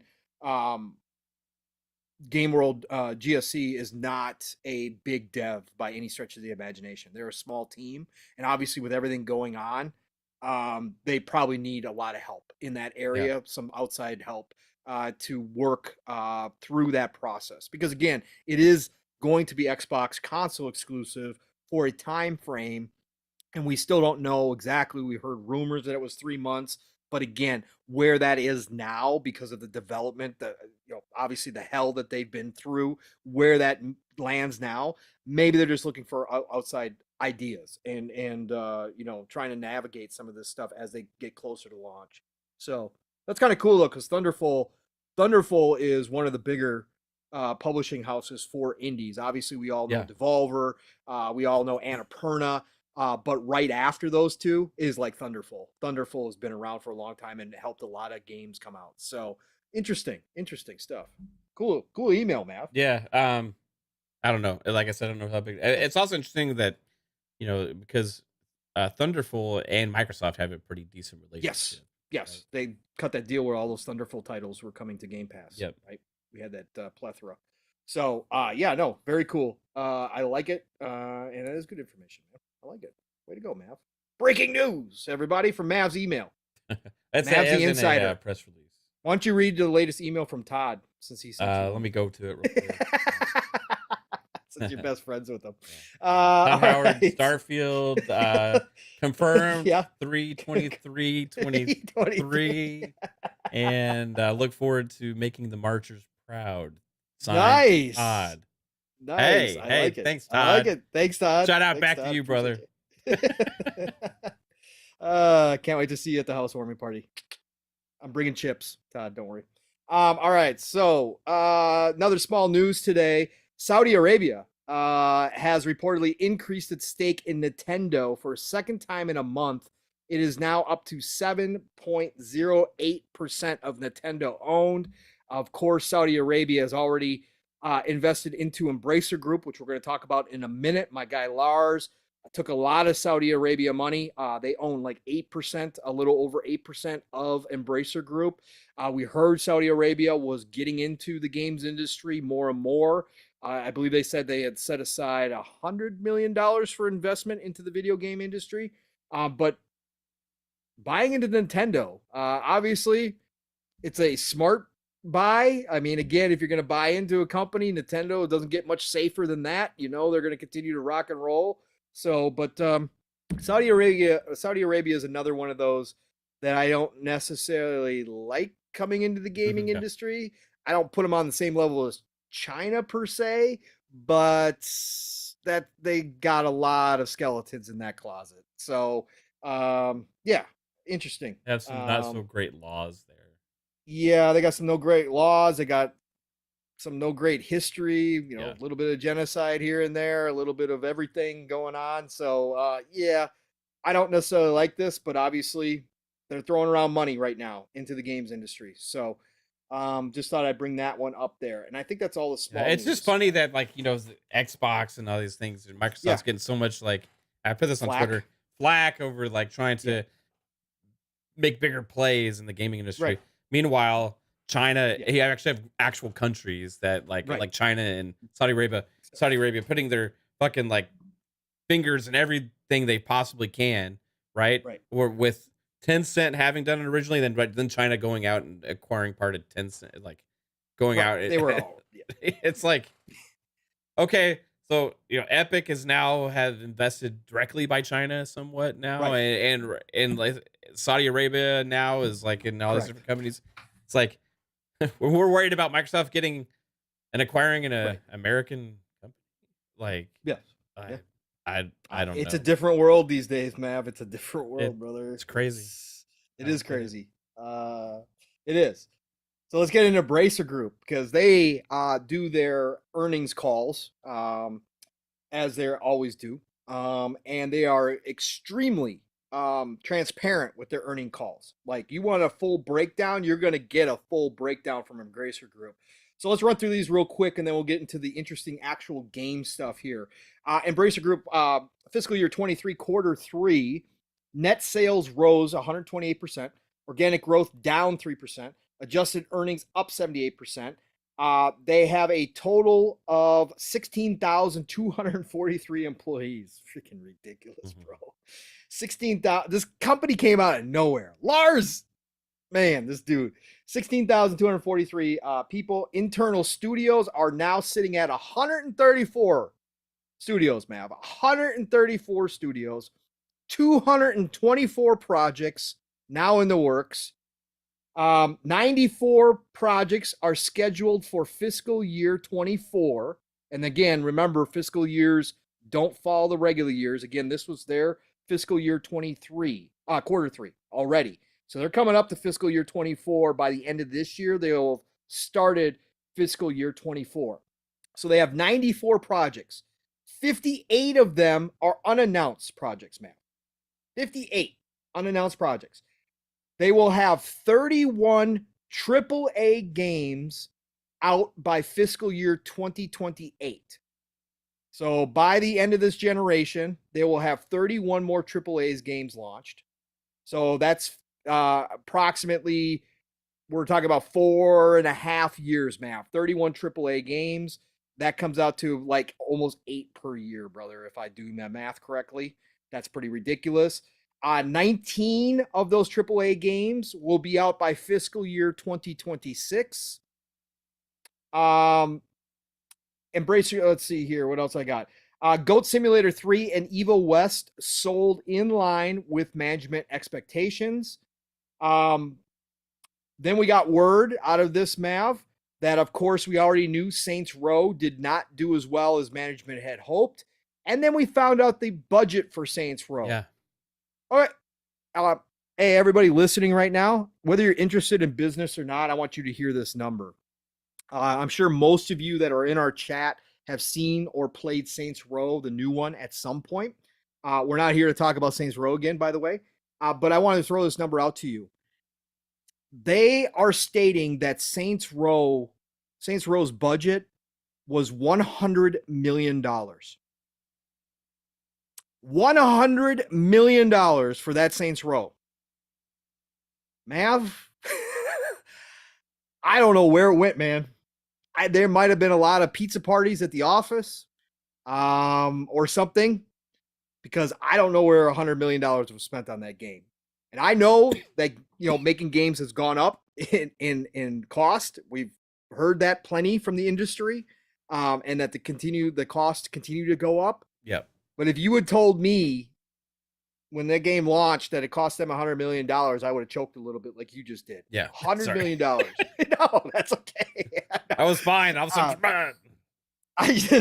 I have no idea where it went, but that's why it failed miserably in their eyes. That's why sounds a little bit like a Callisto Protocol situation. Kind of. Yes, it does. Like, where did the budget come from? I mean, Callisto, graphically, I could see like Saints Row. Yeah. They took a step back from Yeah, Saints that's Row true. 3 in a lot of ways. Where did that budget go? Where'd it Marketing. go? Right. It was Marketing. marketed a lot, I think. You know. Right. So was this a movie situation? $50 million to the game, or $50 million to the game and $50 million to marketing. I think like $1 million to the game, 99 to marketing. Probably something like that. You know, it was marketed like everywhere. You know. Yeah. It was. Lars also came out and reiterated because they do this live, and Lars talks about things too. Lars said because of Saints Row, they are taking a harder look at their AAA production line, and they do realize that the games must increase in quality and it must come out in a good state. It cannot have the problems that Saints Row did. So they are taking a much bigger look at their investments now into these games, especially their AAA side of things, so that this doesn't happen again. Yeah, who would have thought? I love Lars. I love Lars, but Lars, man, all you had to do was listen to Community about Saints Row. They would have told you. You can have some fun in Saints Row. It's a pretty fun game, but it's not like I played for 20 hours when it was free to play. It's not. It's still like behind the times in a lot of ways. It's way behind the times. Like I said, it took a step back from 3 in some ways. Yeah, I'm waiting for that big Embracer Group mind-blowing thing to come out. Right. Because so far, some of the stuff we've still seen is like that kind of dated style games. Right. You know what I mean? Right. Like still some good stuff out there. Like Evil West, a lot of people like, right? Yeah. It had its problems though, but it looked good. I want to play it and it's still like a weirdly like traditional style game, like throwback style in a way, in some ways, right? A 360 way. I'm waiting to see like old Gears, like what they do with Tomb Raider, or like what are they going to do with some of these later acquisitions? Like what's Gearbox going to put out now? You know what I mean? Right. Like as part of them. Speaking of which, they did say that Crystal Dynamics and Eidos are expected to release 5 AAA games over the next 5 years, man. Yeah, Perfect Dark. Perfect Dark. Yep.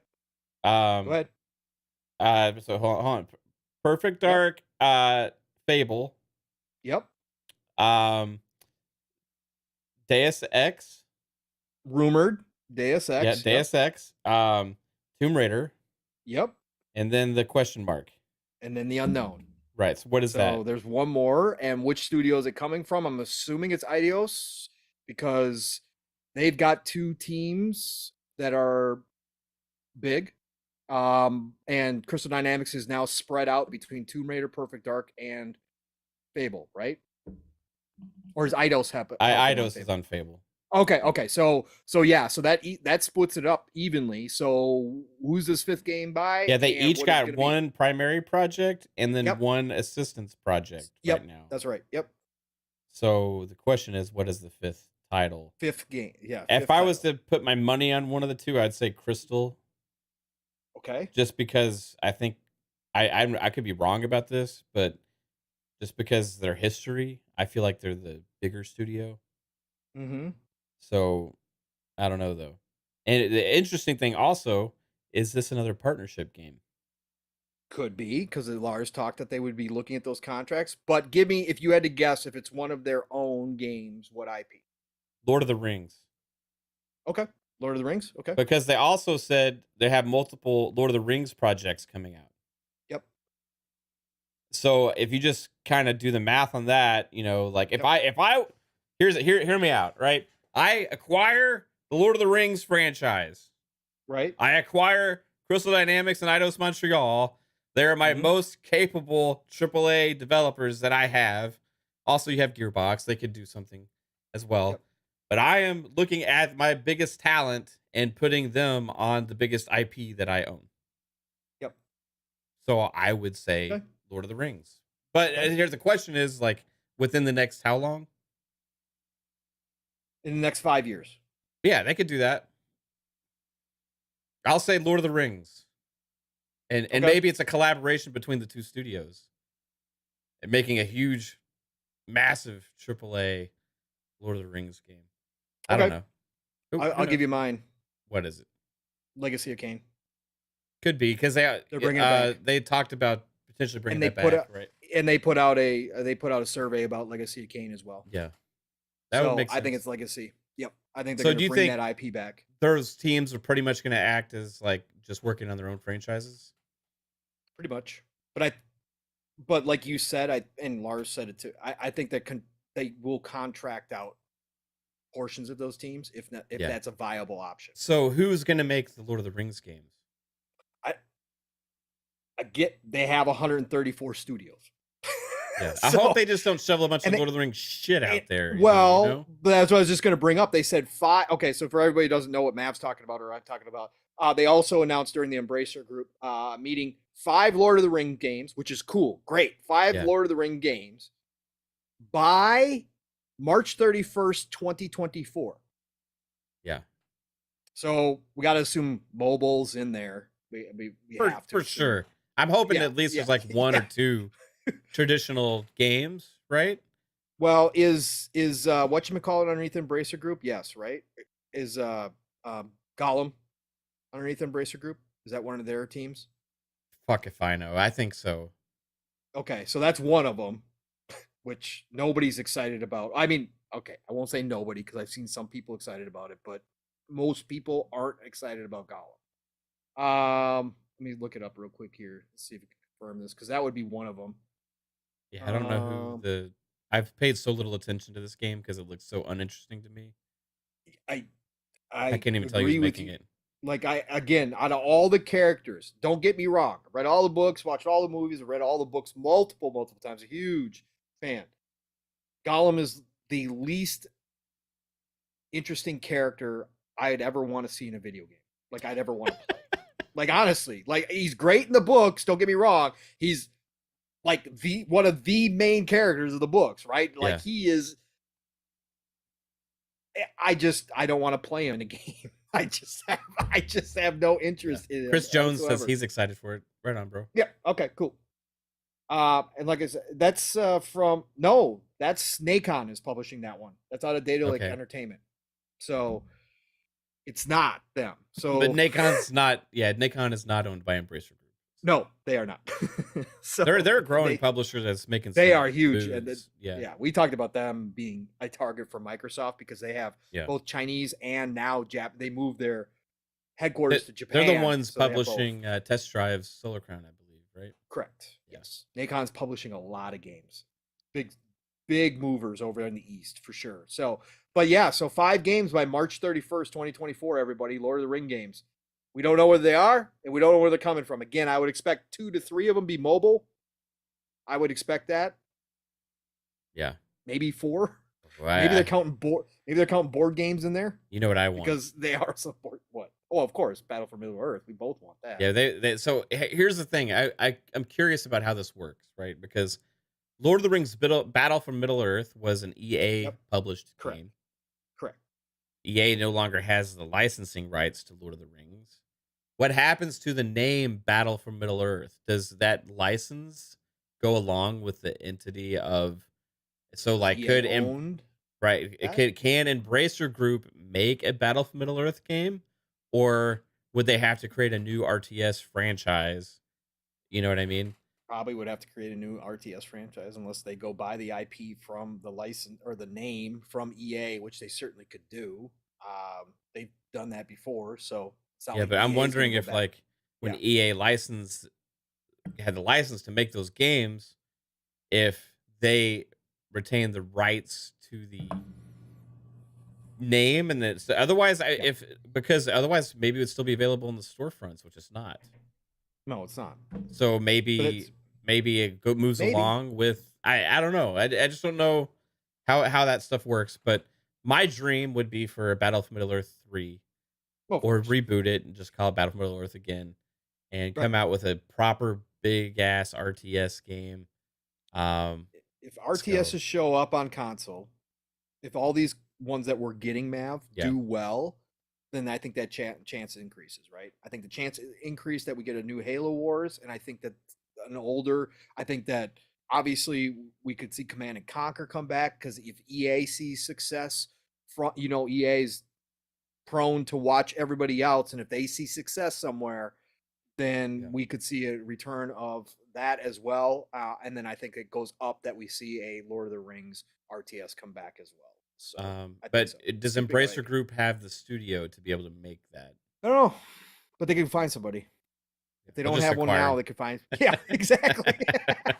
Let's acquire. Well, doesn't Embracer Group own Paradox? Isn't Paradox part of the Embracer Group?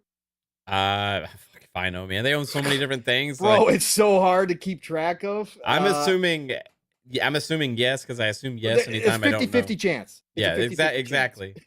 The last one was no, so this one's probably yes. I can't remember if Paradox, because if Paradox is a part of Embracer Group, then they do have it in-house. Paradox Interactive. No, are they still on independent? Oh, you know what? There was acquisition rumors about Microsoft and Paradox last year. Yeah. That's right. So they are still independent. Yeah, they got 664 employees. That's 2 no's. It's like we're looking for all these smaller publishers. Like, are they owned by Embracer Group? They are public, but they are independent. They public, don't, okay. Yeah, they are public, but they don't. Yeah, no, they have subsidiaries underneath them. But yeah, Microsoft, go get Paradox next, please. Thanks. Yeah. After certain affinity and those, or Embracer Group and put them on Lord of the Rings, Battle for Middle Earth. Yeah. One of the two, I'll be happy. Yeah, right, exactly. I love Paradox. Paradox does great work. All right, we covered Embracer Group, so let's get into a little real quick before we move on from this specific topic, because we're talking about financials. Yes, go ahead. There was Sonic news today as well. Sega. Oh, yeah, but I didn't think this was really news. Well, they're just saying. They said they're deepening their pockets for the increasing the budget because Sonic Frontiers exceeded their expectations. No, they said we understand that game creation is getting more expensive and we're going to increase the budgets accordingly for our Sonic team. That's what they said. Okay. Like when I read the article, I was like, well, okay. I didn't read the article. I just read the couple things. Yeah, I know. Devil's in the details, always. Yeah. So no, they did come out and say, hey, AAA games are costing more and more to make, and we are announcing that we are going to increase the budgets for our Sonic team for future Sonic titles to meet those increased costs. That's what they said. They also said that they had better than expected sales. Right? It just surpassed 2.5 million or something like that copies sold. So yeah. Which is good for a Sonic game, like Frontiers. Yeah, I guess. Sure. As eventually, one day, like Mr. Boomstick and some of us are gonna have to eat crow on the whole God of War Sonic Frontiers thing. Yeah, that's okay. I said there. Steel and I talked about a living split screen, and when Steel brought up the fact that Sonic Frontiers was on Switch. Yeah, I gave it a chance. Right, I said there's a chance because the Switch, if it comes out and it hits, Switch could put it over the top. Right, just by itself. But it didn't do that. So I just want Sonic Adventure. Just give me a new Sonic Adventure. Take what you did in Frontiers, add RPG elements to it, which you did kind of because you got skill trees and stuff in Frontiers, which is great. But add the story RPG aspects of an adventure and just do that. It'll be great. It'll be fantastic. Please. All right. Let's talk about marching. We're going to marchers. Marchers are in the house, folks. Let's go. We have been told that we are crazy. We have been told that we shouldn't be on this train, just like we were previously about acquisition season before ABK deal went through, and so many other topics. This isn't cool to be a marcher right now, but there's a lot of us out here, and of course, we're talking about the belief that Starfield is going to come out earlier rather than later. Now, of course, the date that we've all pinned is 3/23/23. Thanks to the brother from another Steel Ran who was the first to do it about 8-9 months ago. We have it on video. But we've all taken that and run with it. We've learned more information about that date. So the marchers are a thing. In fact, Chat AI knows about the marchers. I asked Chat AI about the marchers, and it actually came up with a description explaining what it was, which was freaking amazing, by the way. Yeah. That was fucking stupid. And so we are still going down this hill. Now, I've been hedging my bets, saying that if it's not March 23, that April does make a lot of sense. If they've got to push it out, another month or 3 weeks or whatever the case may be. Obviously, April is still a wide open month. We are seeing some games move there. We just heard Dead Rising 2 is now moving up a week to April 21st. But let's be real. There's nothing in April stopping a Starfield launch. And people have said all their reasons why they don't think it can happen. Marketing, it's got to be marketed. And it's funny, Mav, and you and I didn't talk about this yet, and I didn't mention it. What's funny is when people talk about the marketing of Xbox, they talk about how much Microsoft and Xbox should market Starfield, and that's so important for a game of this size. But then they turn around and laugh about Xbox's marketing and say, you honestly think they were going to do a Super Bowl commercial? Have you seen Xbox's marketing? Okay, so you want them to market this thing like a big title, and yet you turn around and make fun of Xbox marketing as well and say they're not going to do the things that it takes to be a big marketing. Okay, well, which one is it? Anyways, that's a side tangent. So anyways, all this is going on. Most of you in the chat will know about this because Mav and I have been talking about this forever here and on all the shows that we're on. Well, we had a little, and I knew this in the back of my skull, but it's never been really brought up until somebody tweeted it. And I think, Mav, you found the tweet and reposted it in the DMs. And somebody brought up the fact that Todd and his team over at Bethesda has actually done this exact same thing before. Yeah. And you got to go back to Oblivion, right, Mav?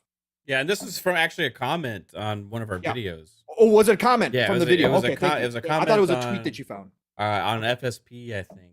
Okay. So I should give a shout out. I don't remember the name. Yeah, give a shout out if you find it's Don. Isn't Don somebody, I think, if I remember correctly? I haven't looked at it in a minute, but I'll go look real quick. Okay, go look for it. So anyway, so somebody brought up in one of the comments underneath one of our shows that Todd and his team had done this exact scenario with Oblivion. If you guys don't remember, Oblivion was supposed to launch in November 22nd to be exact. It was November 20th. It was Dick James. Dick James. Thanks, Dick James. Dick James, everybody. All right. Dick James. All right. So, it was supposed to launch in November. Actually, it was supposed to come out at the same time as the Xbox 360 launch. People went out and pre-ordered the Xbox 360 because they knew Oblivion was coming in that time frame. So I did some more digging on this, and I went back and found the old articles from when all this went down.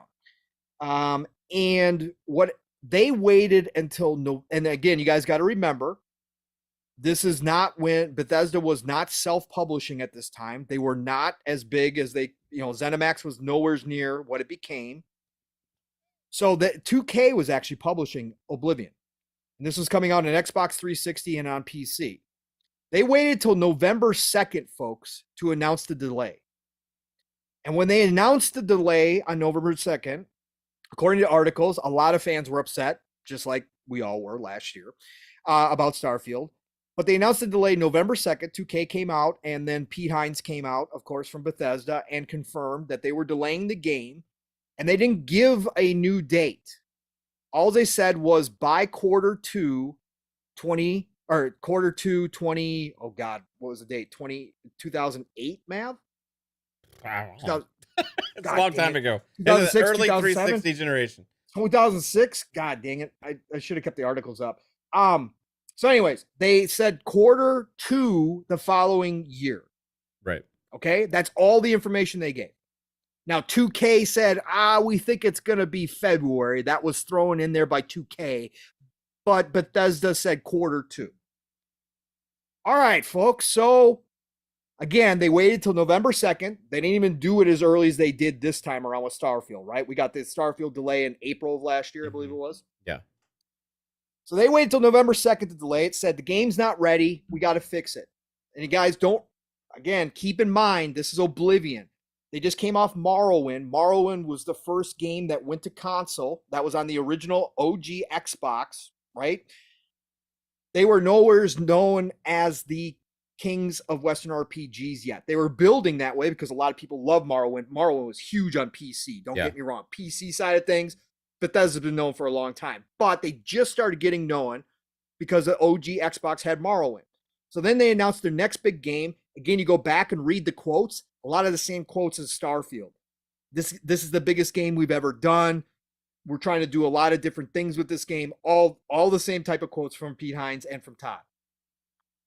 So this was nowhere near as big. This needed the marketing because Bethesda wasn't as well known on console. Yes, they were big on PC, but they needed to push this thing. There was a ton of people buying 360s because they were getting ready for Oblivion to come out. This was a big deal. So they delay it. They say Q2 the following year. Mav, do you know when they announced the date, which was March the 20th of whatever year it was? God dang it, man. I gotta look this up. It's killing me right now. I can look up the comment again because he has what all the was info the there. when did Oblivion announce? Or when did Oblivion launch? It was a 20. God dang it! Why can't I remember right now? Again, this is I got it coming up. Oblivion's original release date before delayed for polishing was November 22nd, 2005. 2005, thanks. 2005, 2006. Oblivion's announcement of the new release date happened on March 2nd, 2006. Yes. Oblivion's new release date was the week of March 20th, 2006, and ended up coming out March 21st. Right. All right, so listen to that again, folks. That's where this gets important. Again, not as well known back then, especially on console, as they are now. 2K Publishing, we know, and again, different era. They didn't have social media. They didn't have streamers back then. There was no such thing as Twitch back then. They didn't have free promotion from all the people that are playing the games nowadays. None of that was there. 2K was the publisher. We know how much 2K actually promotes their games and markets their games. And back in the day, 2K was one of the bigger publishers back then, and they were marketing everything. Okay, this was huge. You needed that marketing. Okay, they don't delay till November 2nd, and it's supposed to be out November 22nd. Then they say Q2 of the following year, 06. No official date given. They wait until March 2nd. Bethesda themselves wait, and 2K wait till March 2nd to come out and confirm that it's launching on March the 20th. According to my math, Mav, that's 18 days. 18 days. 18 days. 18 days. With a game that was nowhere near as known as what Starfield is in this day and age, with hype, with all the social media, with all the buildup that's been going on for the past 5 years since Starfield really started getting talked about. They only gave it 18 days. People say you need 4 months of heavy marketing with after the release date. I don't agree with that at all. It's interesting, man. I'll say this. My hope is still not died at all for March. Yeah. I'll stay on it until we can't anymore. You know what I mean? Until there's a time and point or place where it's like absolutely 100% it's not happening. I'm gonna stand behind it because I feel like it would be what I would be the best move, right? And I feel like it would make the most sense for them to do. And it also falls in line with history of Todd, Howard, and Bethesda, and also falls in line with what he would like to do, probably. And that's been our biggest motivating factor with March, right? Nothing else. Now, we've been on record plenty of times, even way back when we came up with the March idea. Correct. Or it's okay if it doesn't happen in March. Right. And we're happy with April, May, June. We were not on board with the whole delay aspect. Correct. Right? Correct. Because even if you say, well, it doesn't have a date, so how can it be delayed? Well, they said first half, and even their website still to this day says first half. They doubled down, tripled down. If it doesn't hit that, that's a delay, right? Regardless of they've set a date or not, they set a time period. If they don't hit that time period, that's moving out of the time period which they set themselves. Again, correct. After an original delay. Also feel like they don't need the extra whole year or extra 8-9 months or whatever. people say, why would you delay it just for like, 4 or 5 months? I'm like, well, that happens all the time. Like games get delayed for weeks. Games get delayed for a month. Games get delayed for 2 months. Depends on what they need to do, what their goal was, what they were trying to accomplish, what the reason for the delay was, right? Yep. And we don't 100% know that, except they wanted more polishing and to work on some things and stuff. So were they needing 4 months or did they need more? I don't know. But if they needed less time, if it's ready to go and it's in deep polishing phase, which is what's been reported, correct, then there would be leading me to believe the lesser of the time frames for a delay. Not, hey, this game's broken, we need to fix it. You know what I mean? So several reasons we've been on March. We've been saying that well before the what was it, the good old games, or who had the date that they put out there? CD keys. CD keys. Yeah, well before the CD keys thing, it was out there. Yeah. Well before the Super Bowl commercial rumor. Which none of us said that was going to happen 100%. I actually said there was less than 2. Did those become interesting because they fit in line with our thinking? Yeah, a little bit, but like never were those why we ever said March in the first place. We talked about this last year. Yep. Well before those rumors existed. Yep. After the game was originally delayed out of this year. Like, well, where would it fit? Well, look, maybe March, even Still Rain, our good buddy, has on podcast dating back to like August of last year, I believe, said like March 23rd would be his guess. Mm-hmm. And so far to this point, is there anything out there that has taken me away from that? The closer we get, the more nervous you get about that. Right. Sure. About potentially not going to be able to happen because, it's like less likely every day that tracks along. Right. But it doesn't mean it's not possible at all. And I still feel like it's very possible. So until it's not possible, then I won't really change our way of thinking or my way of thinking on this. And the weird thing is the amount of backlash about it. Yeah, like it's no different than somebody saying like August or September or June, May. It's all speculation. All of it. Like what's the difference between where we've had to band together and name ourselves as marchers after being called marchers? Well, Rand called it. Yeah. Optimistic versus pessimistic, right, Mav? That's the difference, right? And again, it isn't cool this time around to be optimistic about this game. There's more coolness on the pessimistic side of things. And that's where it always comes into play. Like I said, this goes back to when we were having acquisition season talk. And it wasn't cool to have an acquisition season talk. And, again, there was a lot of people out there saying, oh, you shouldn't talk about acquisitions. And then the ABK deal came along, which nobody saw, let's be real. Or very few people saw ever happening ABK level stuff, but we were having fun in Speculation Town talking about that. Again, all of this is speculation. This will never guarantee. Yeah, there's nothing saying that June is the date. There's nothing saying that April's the date. There's nothing saying September's the date. There's nothing saying next November. Well, there is something saying that between February, March, April, May, and June is the date. That's what I was getting to. And that's Bethesda.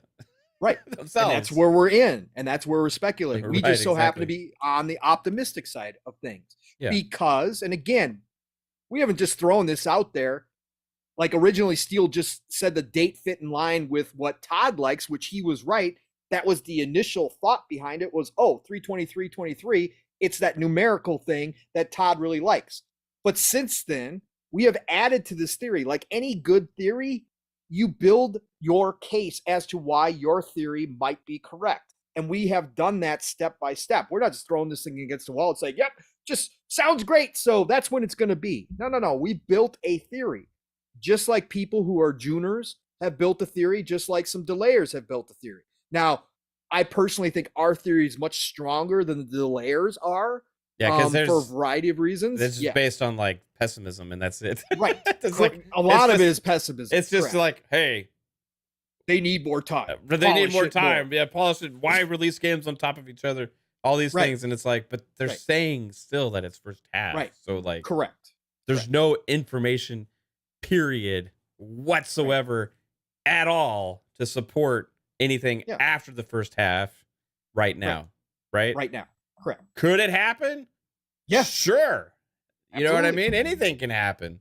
They can shadow drop the game tomorrow. It's not going to happen probably, but like it's possible. Like I'm just saying, like you can't like just assume anything, and like that for some reason certain people's speculation is like not allowed or just ridiculous, and people should make fun of them for it because oh, it's too optimistic. You know what I mean? Like fuck me, if I'd rather be that person than the person that's like delay everything.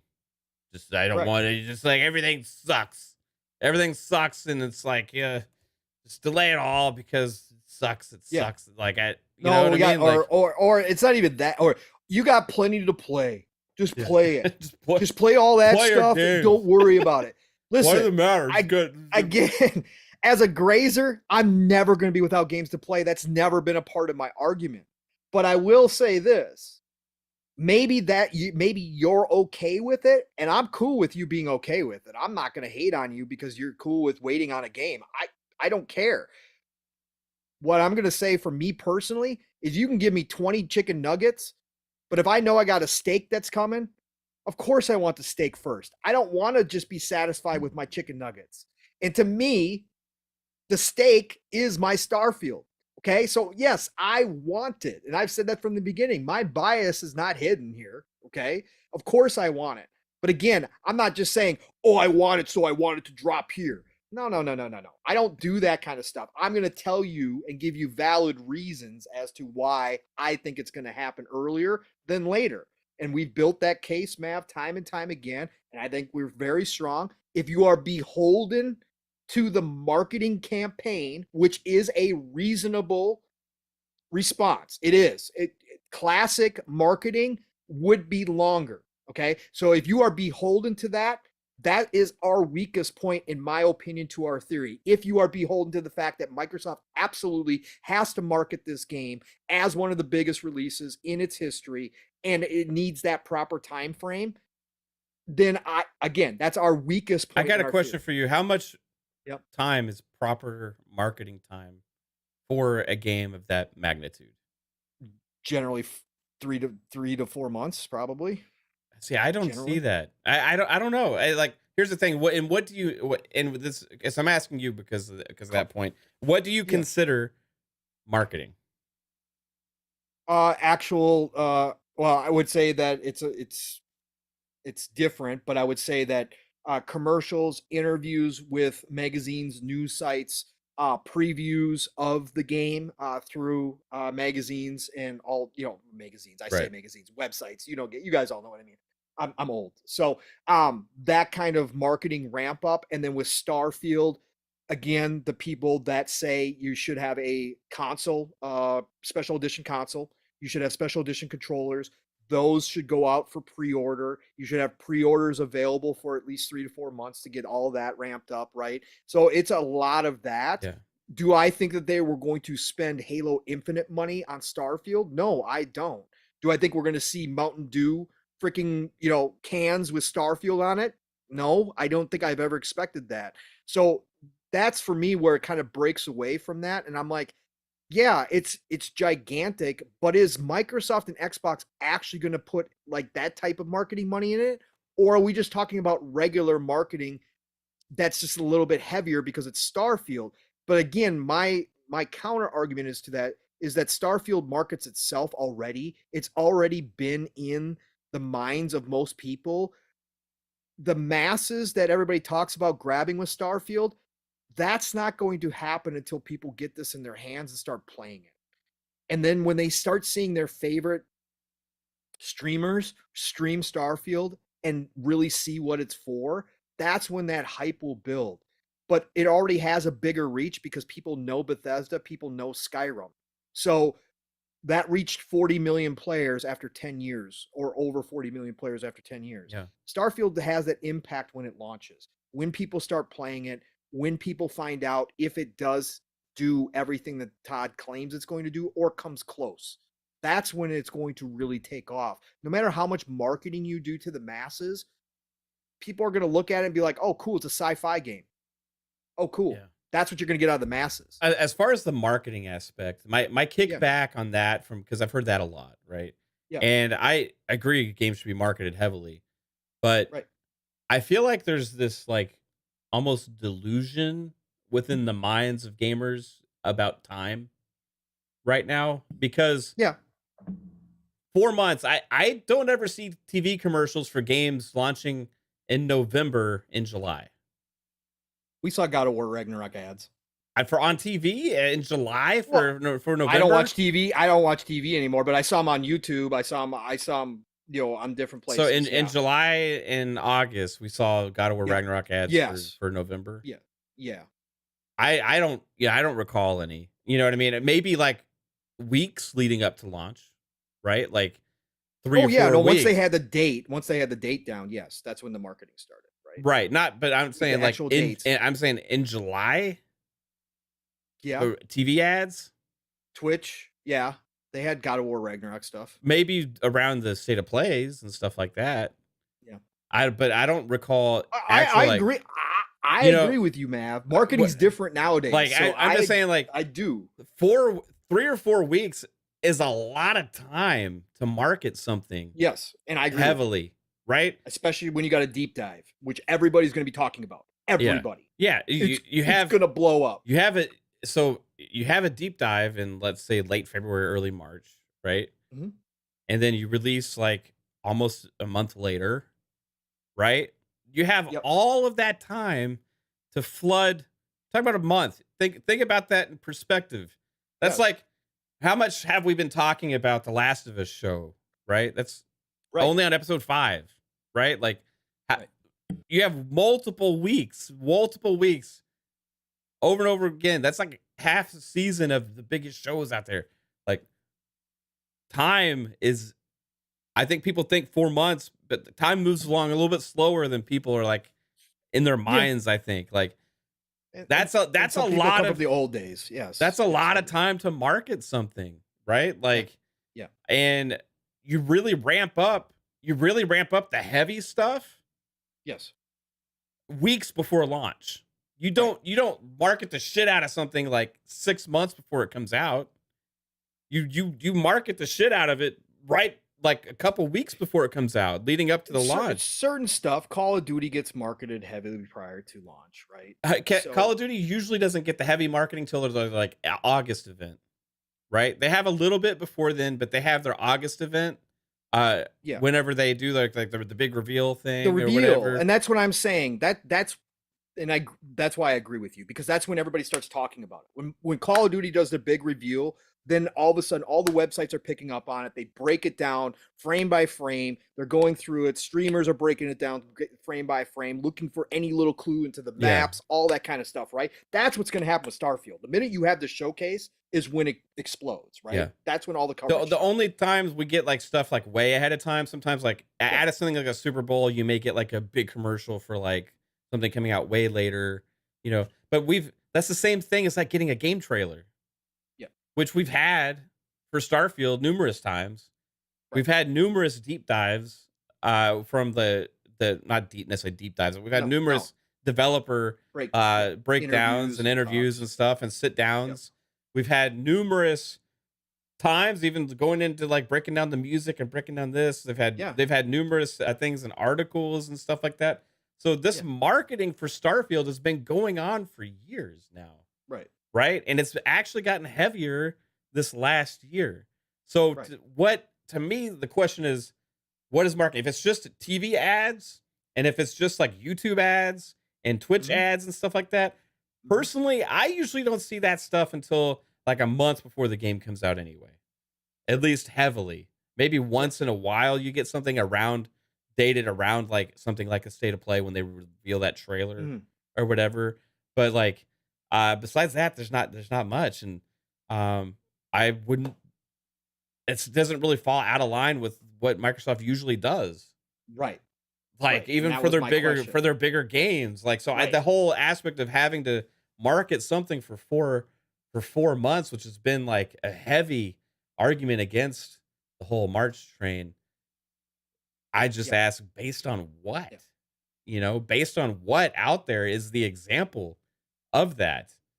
Because I don't see that anymore.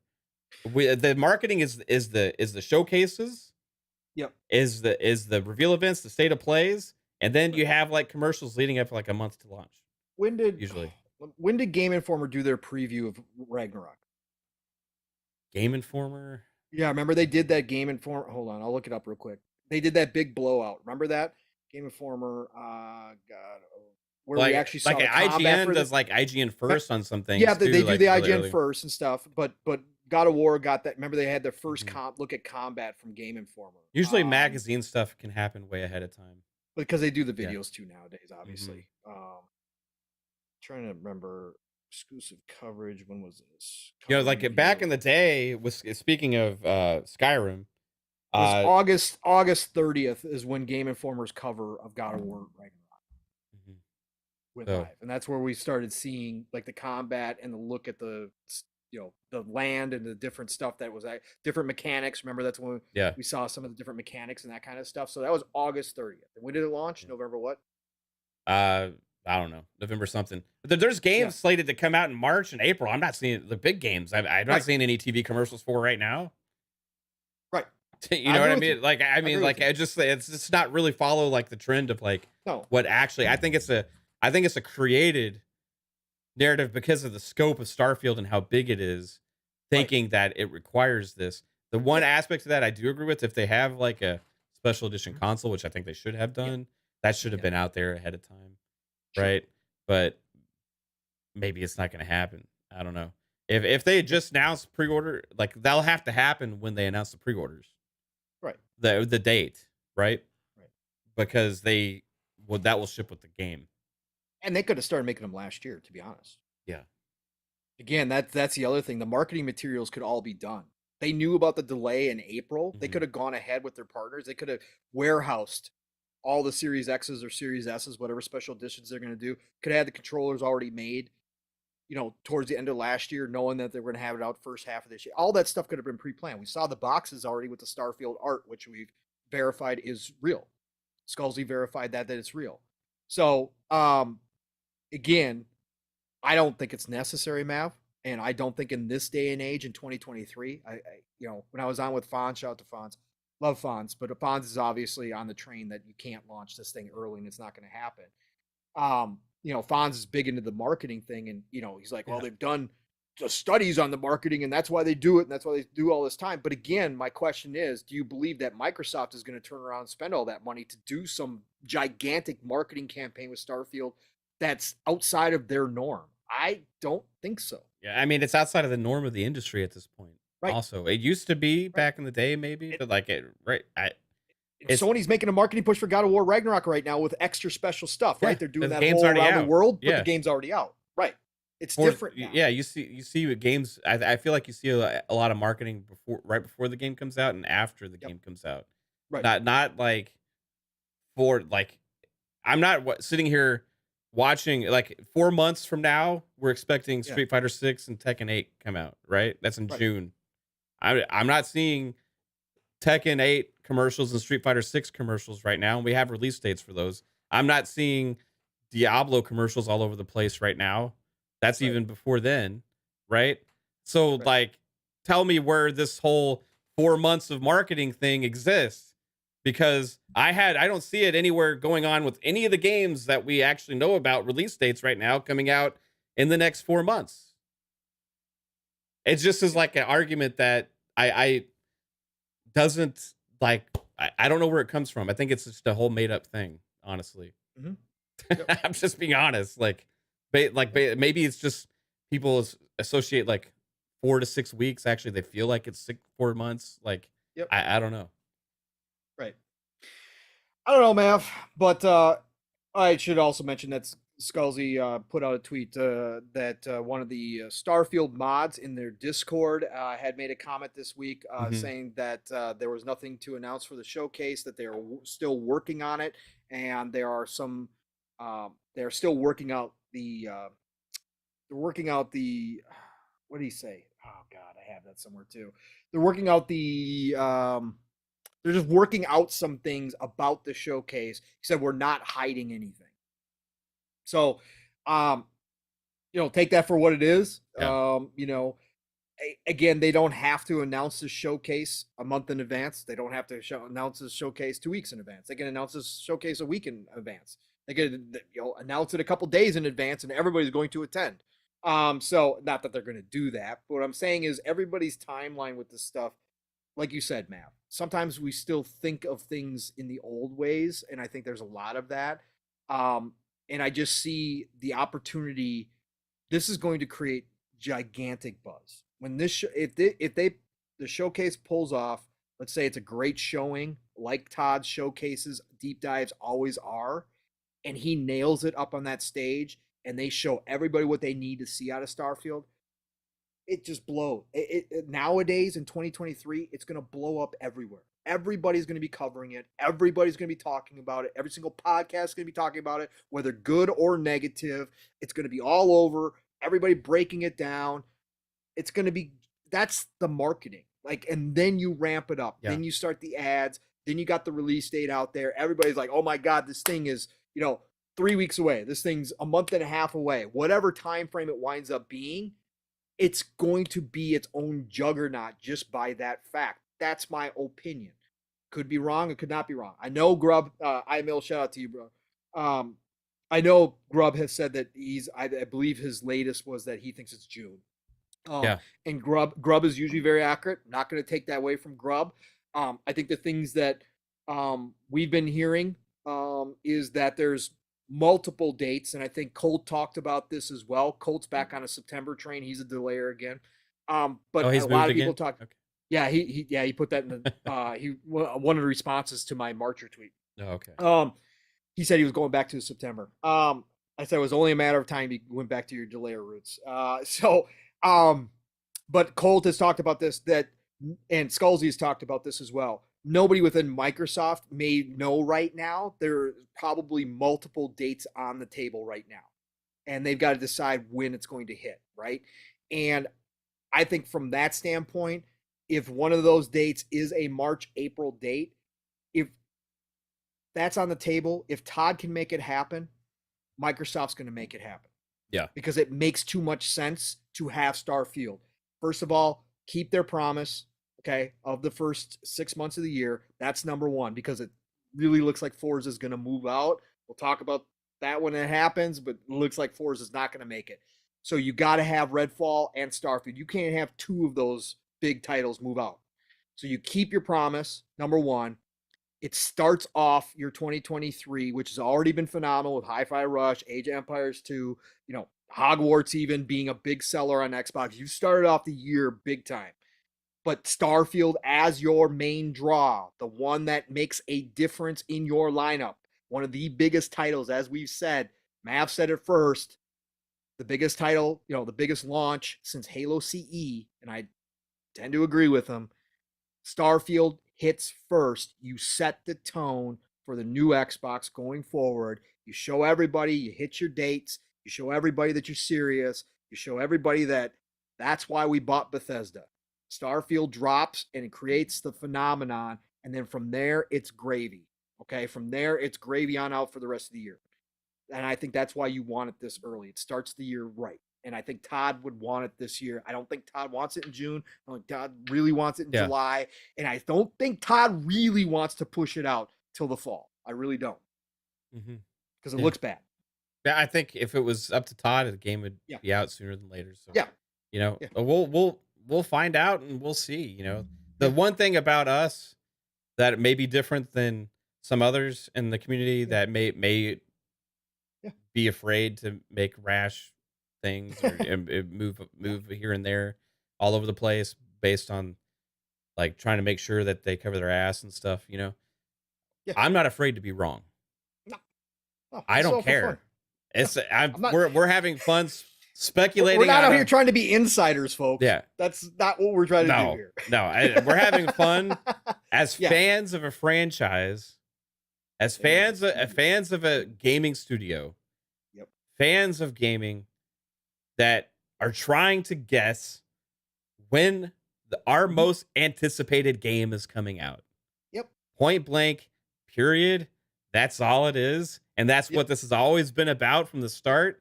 And for some reason, there's a group out there that for some reason doesn't fit their narrative. Therefore, seemingly we're clowns for that. We're clowns for having this optimistic belief that March could potentially happen.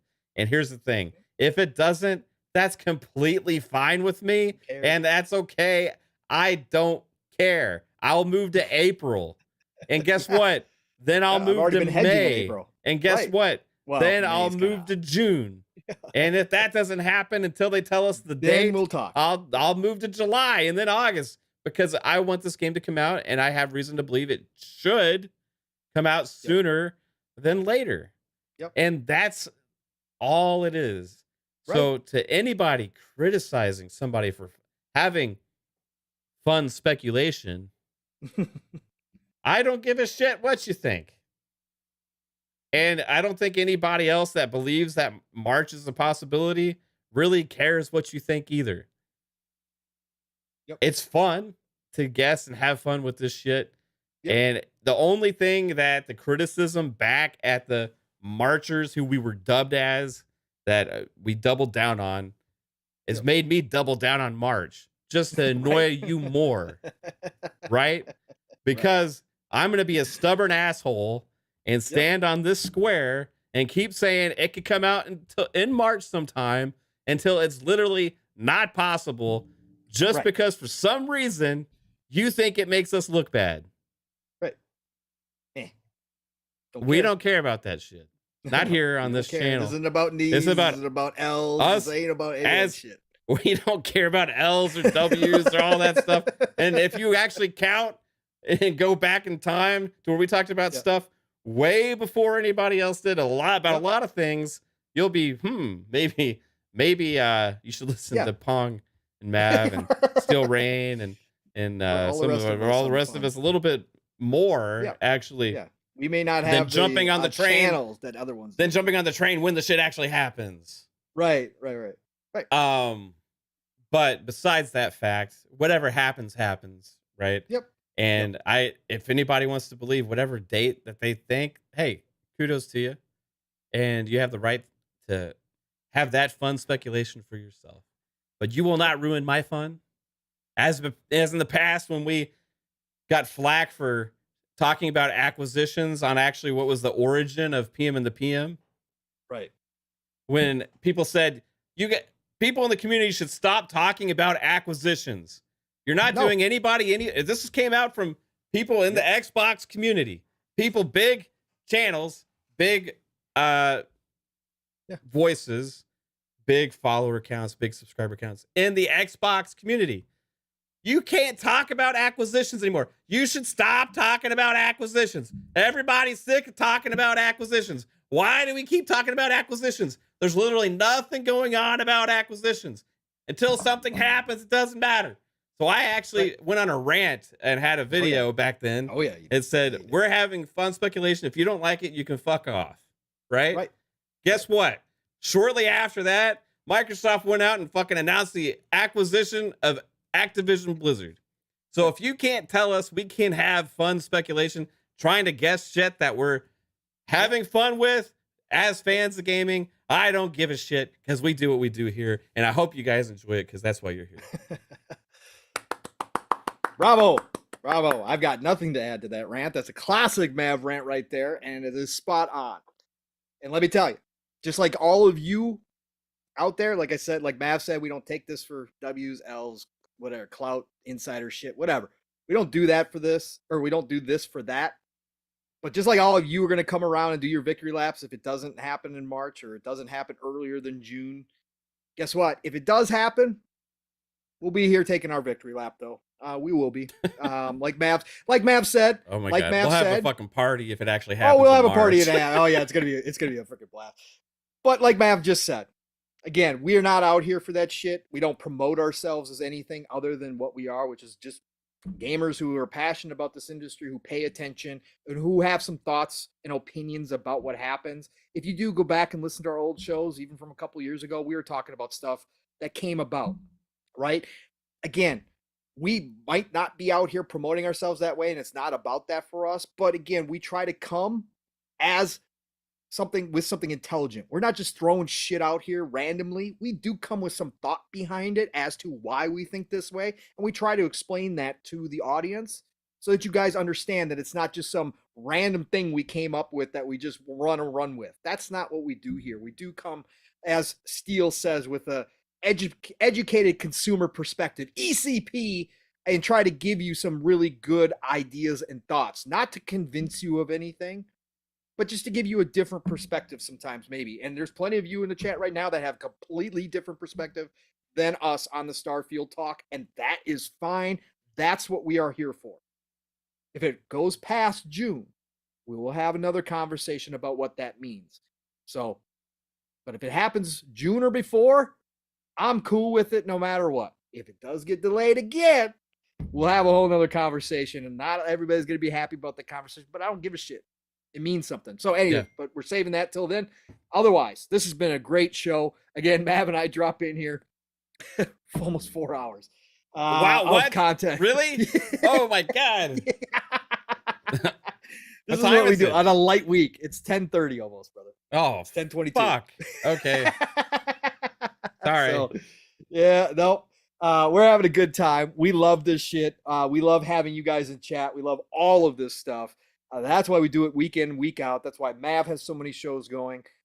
So thank you all for here. Again, whether you agree or disagree, we love you all the same. It doesn't matter. As long as you keep it adult, as long as you don't get personal, we're good. So that's all that matters at the end of the day. But thank you for being here on another episode of PM in the PM. Episode number, what are we on? 61, Mav? 61 already? 61. Jesus. 61 already. On February the 16th. So thank you all for joining us. Mav, what you got coming up, brother? What you got going on? Well, tomorrow night we have another show, Pong Soul, and it is none other than Xbox Ultimate Podcast. That's right. Episode 126 will be tomorrow night at 10 p.m. Eastern Time.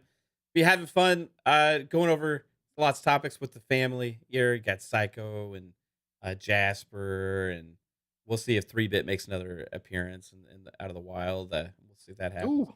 Kate when she can make it, and Fuzzy, Belvedere, the whole family. If I miss somebody, I'm sorry. But we go left, we go right, we go sideways, we go up, we go down, and we manage somewhere in all of that to talk about Xbox stuff. So tune in to Xbox Ultimate, 10 p.m. Eastern Time tomorrow night. Mondays is Fun Speculation Podcast at 10 p.m. Eastern. We'll have some fun looking ahead at the games coming out this week because there's some gems on Tidbits, which is on that show as well. And then game streams when I have time. Maybe tonight I'll stream something if I have some time. I hope so. I know Kate wants to get into some season 2 of Warzone. But besides that, yeah. Thanks for everybody for tuning in. Oh, yo, Vik hit us with one of those late super chats, bro. Yes, he did. Yep, go ahead. He hit us with a $20, dude. Appreciate you, Vik The CLiCK. Said, amazing episode, guys. I saved 20 on my Manscaped purchase, so I'm paying it forward. And right on, Vik. Now to show my nephew how to use AI to do his homework. Yep. Cheers to the marchers. Hey, it's bro. It's bad out there for the teachers. Appreciate you, Vik. And then he follows it up saying, fun pop, please. Yeah, maybe we'll do a fun pop soon. I don't know. Have some fun with that. Awesome. What about thanks, you, man? Yeah, absolutely. Thanks, man. For all that you do behind the scenes, and Caitlin for all she does. Again, you guys make this stuff go. You guys have created this incredible fun speculation network, as Fuzzy likes to say. So appreciate it as always. Again, chat, you're all amazing. I love you all. Thank you for being here. You know the drill. It's Pong Soul on Xbox, Pong Soul on Twitter. Tomorrow night, I'll be on Xbox Ultimate at some point, whether on time or late. I will be there for Xbox Ultimate, as Mav just said. And then, of course, Saturday morning, it's Living Split Screen. This was a Living Split Screen-esque type episode right here because we go 3+ hours. Me and my brother from another Steel Rain, we get your Saturday started the right way. 10 a.m. Eastern, 9 o'clock Central Time, 3 p.m. UK time, and 3+ hours. Buckle up every Saturday morning. Living Split Screen. Split Screen is all one word. Tell a friend, bring a friend, come on by. Me and Steele are going to have a lot to say. We've been having rants for the past couple weekends in a row. So we'll see what comes up this week, but it's going to be a fun time no matter what. Be there. And then, of course, Saturday night, it is the Shop Podcast, PTK Blam's channel. You know the drill there. It's myself, it's Fuzzy, and of course, always the man, PTK Blam. So be there, 8 p.m. Eastern, 7 o'clock Central Time, every Saturday night, where we just chill out and have great conversations about different topics. PTK lets me and Fuzzy control a couple of the topics. It's kind of crazy, but it's kind of cool too. It's different. So be there for the Shop Podcast. And of course, next week it starts all over again. Tuesdays, it's Xbox Factor. All good things green every Tuesday afternoon, 12 p.m. Eastern, 11 o'clock Central Time. Double Barrel Gaming is the channel. Mr. Boomstick is the man 5 days a week. But Tuesdays are one of the better shows. So you got to be there. I'm impartial, obviously. I'm biased towards it. But anyways, you got to be there every Tuesday. 12 p.m. Eastern, 11 o'clock Central, and then back here next Thursday, PM in the PM. Pong and Mav in the PM, where we're going to do this again. Probably not 4 hours. This was an extended one, but damn, we never know. This was like an Xbox 2. Shout out to Rand in the chat. They sounded the Rand. Yeah, again, Xbox 2 influenced both Living Split Screen and this. I mean, again, a lot of it's there, so shout out to Rand and Jess. But otherwise, it is the golden age of gaming, people, no matter what happens here. Everybody's right when they say you got more than enough to play. I've only got one system and one ecosystem, and I've got more than I know what to do with. I know I'm different because I play everything, but it doesn't matter. There's something for everybody out there. So have a fantastic Friday. Have a wonderful start to your weekend. Get out there, play what you love what you play. I'm going to talk to you all real soon. Mav, get us out of here, brother. Peace out, everyone. Have a good night.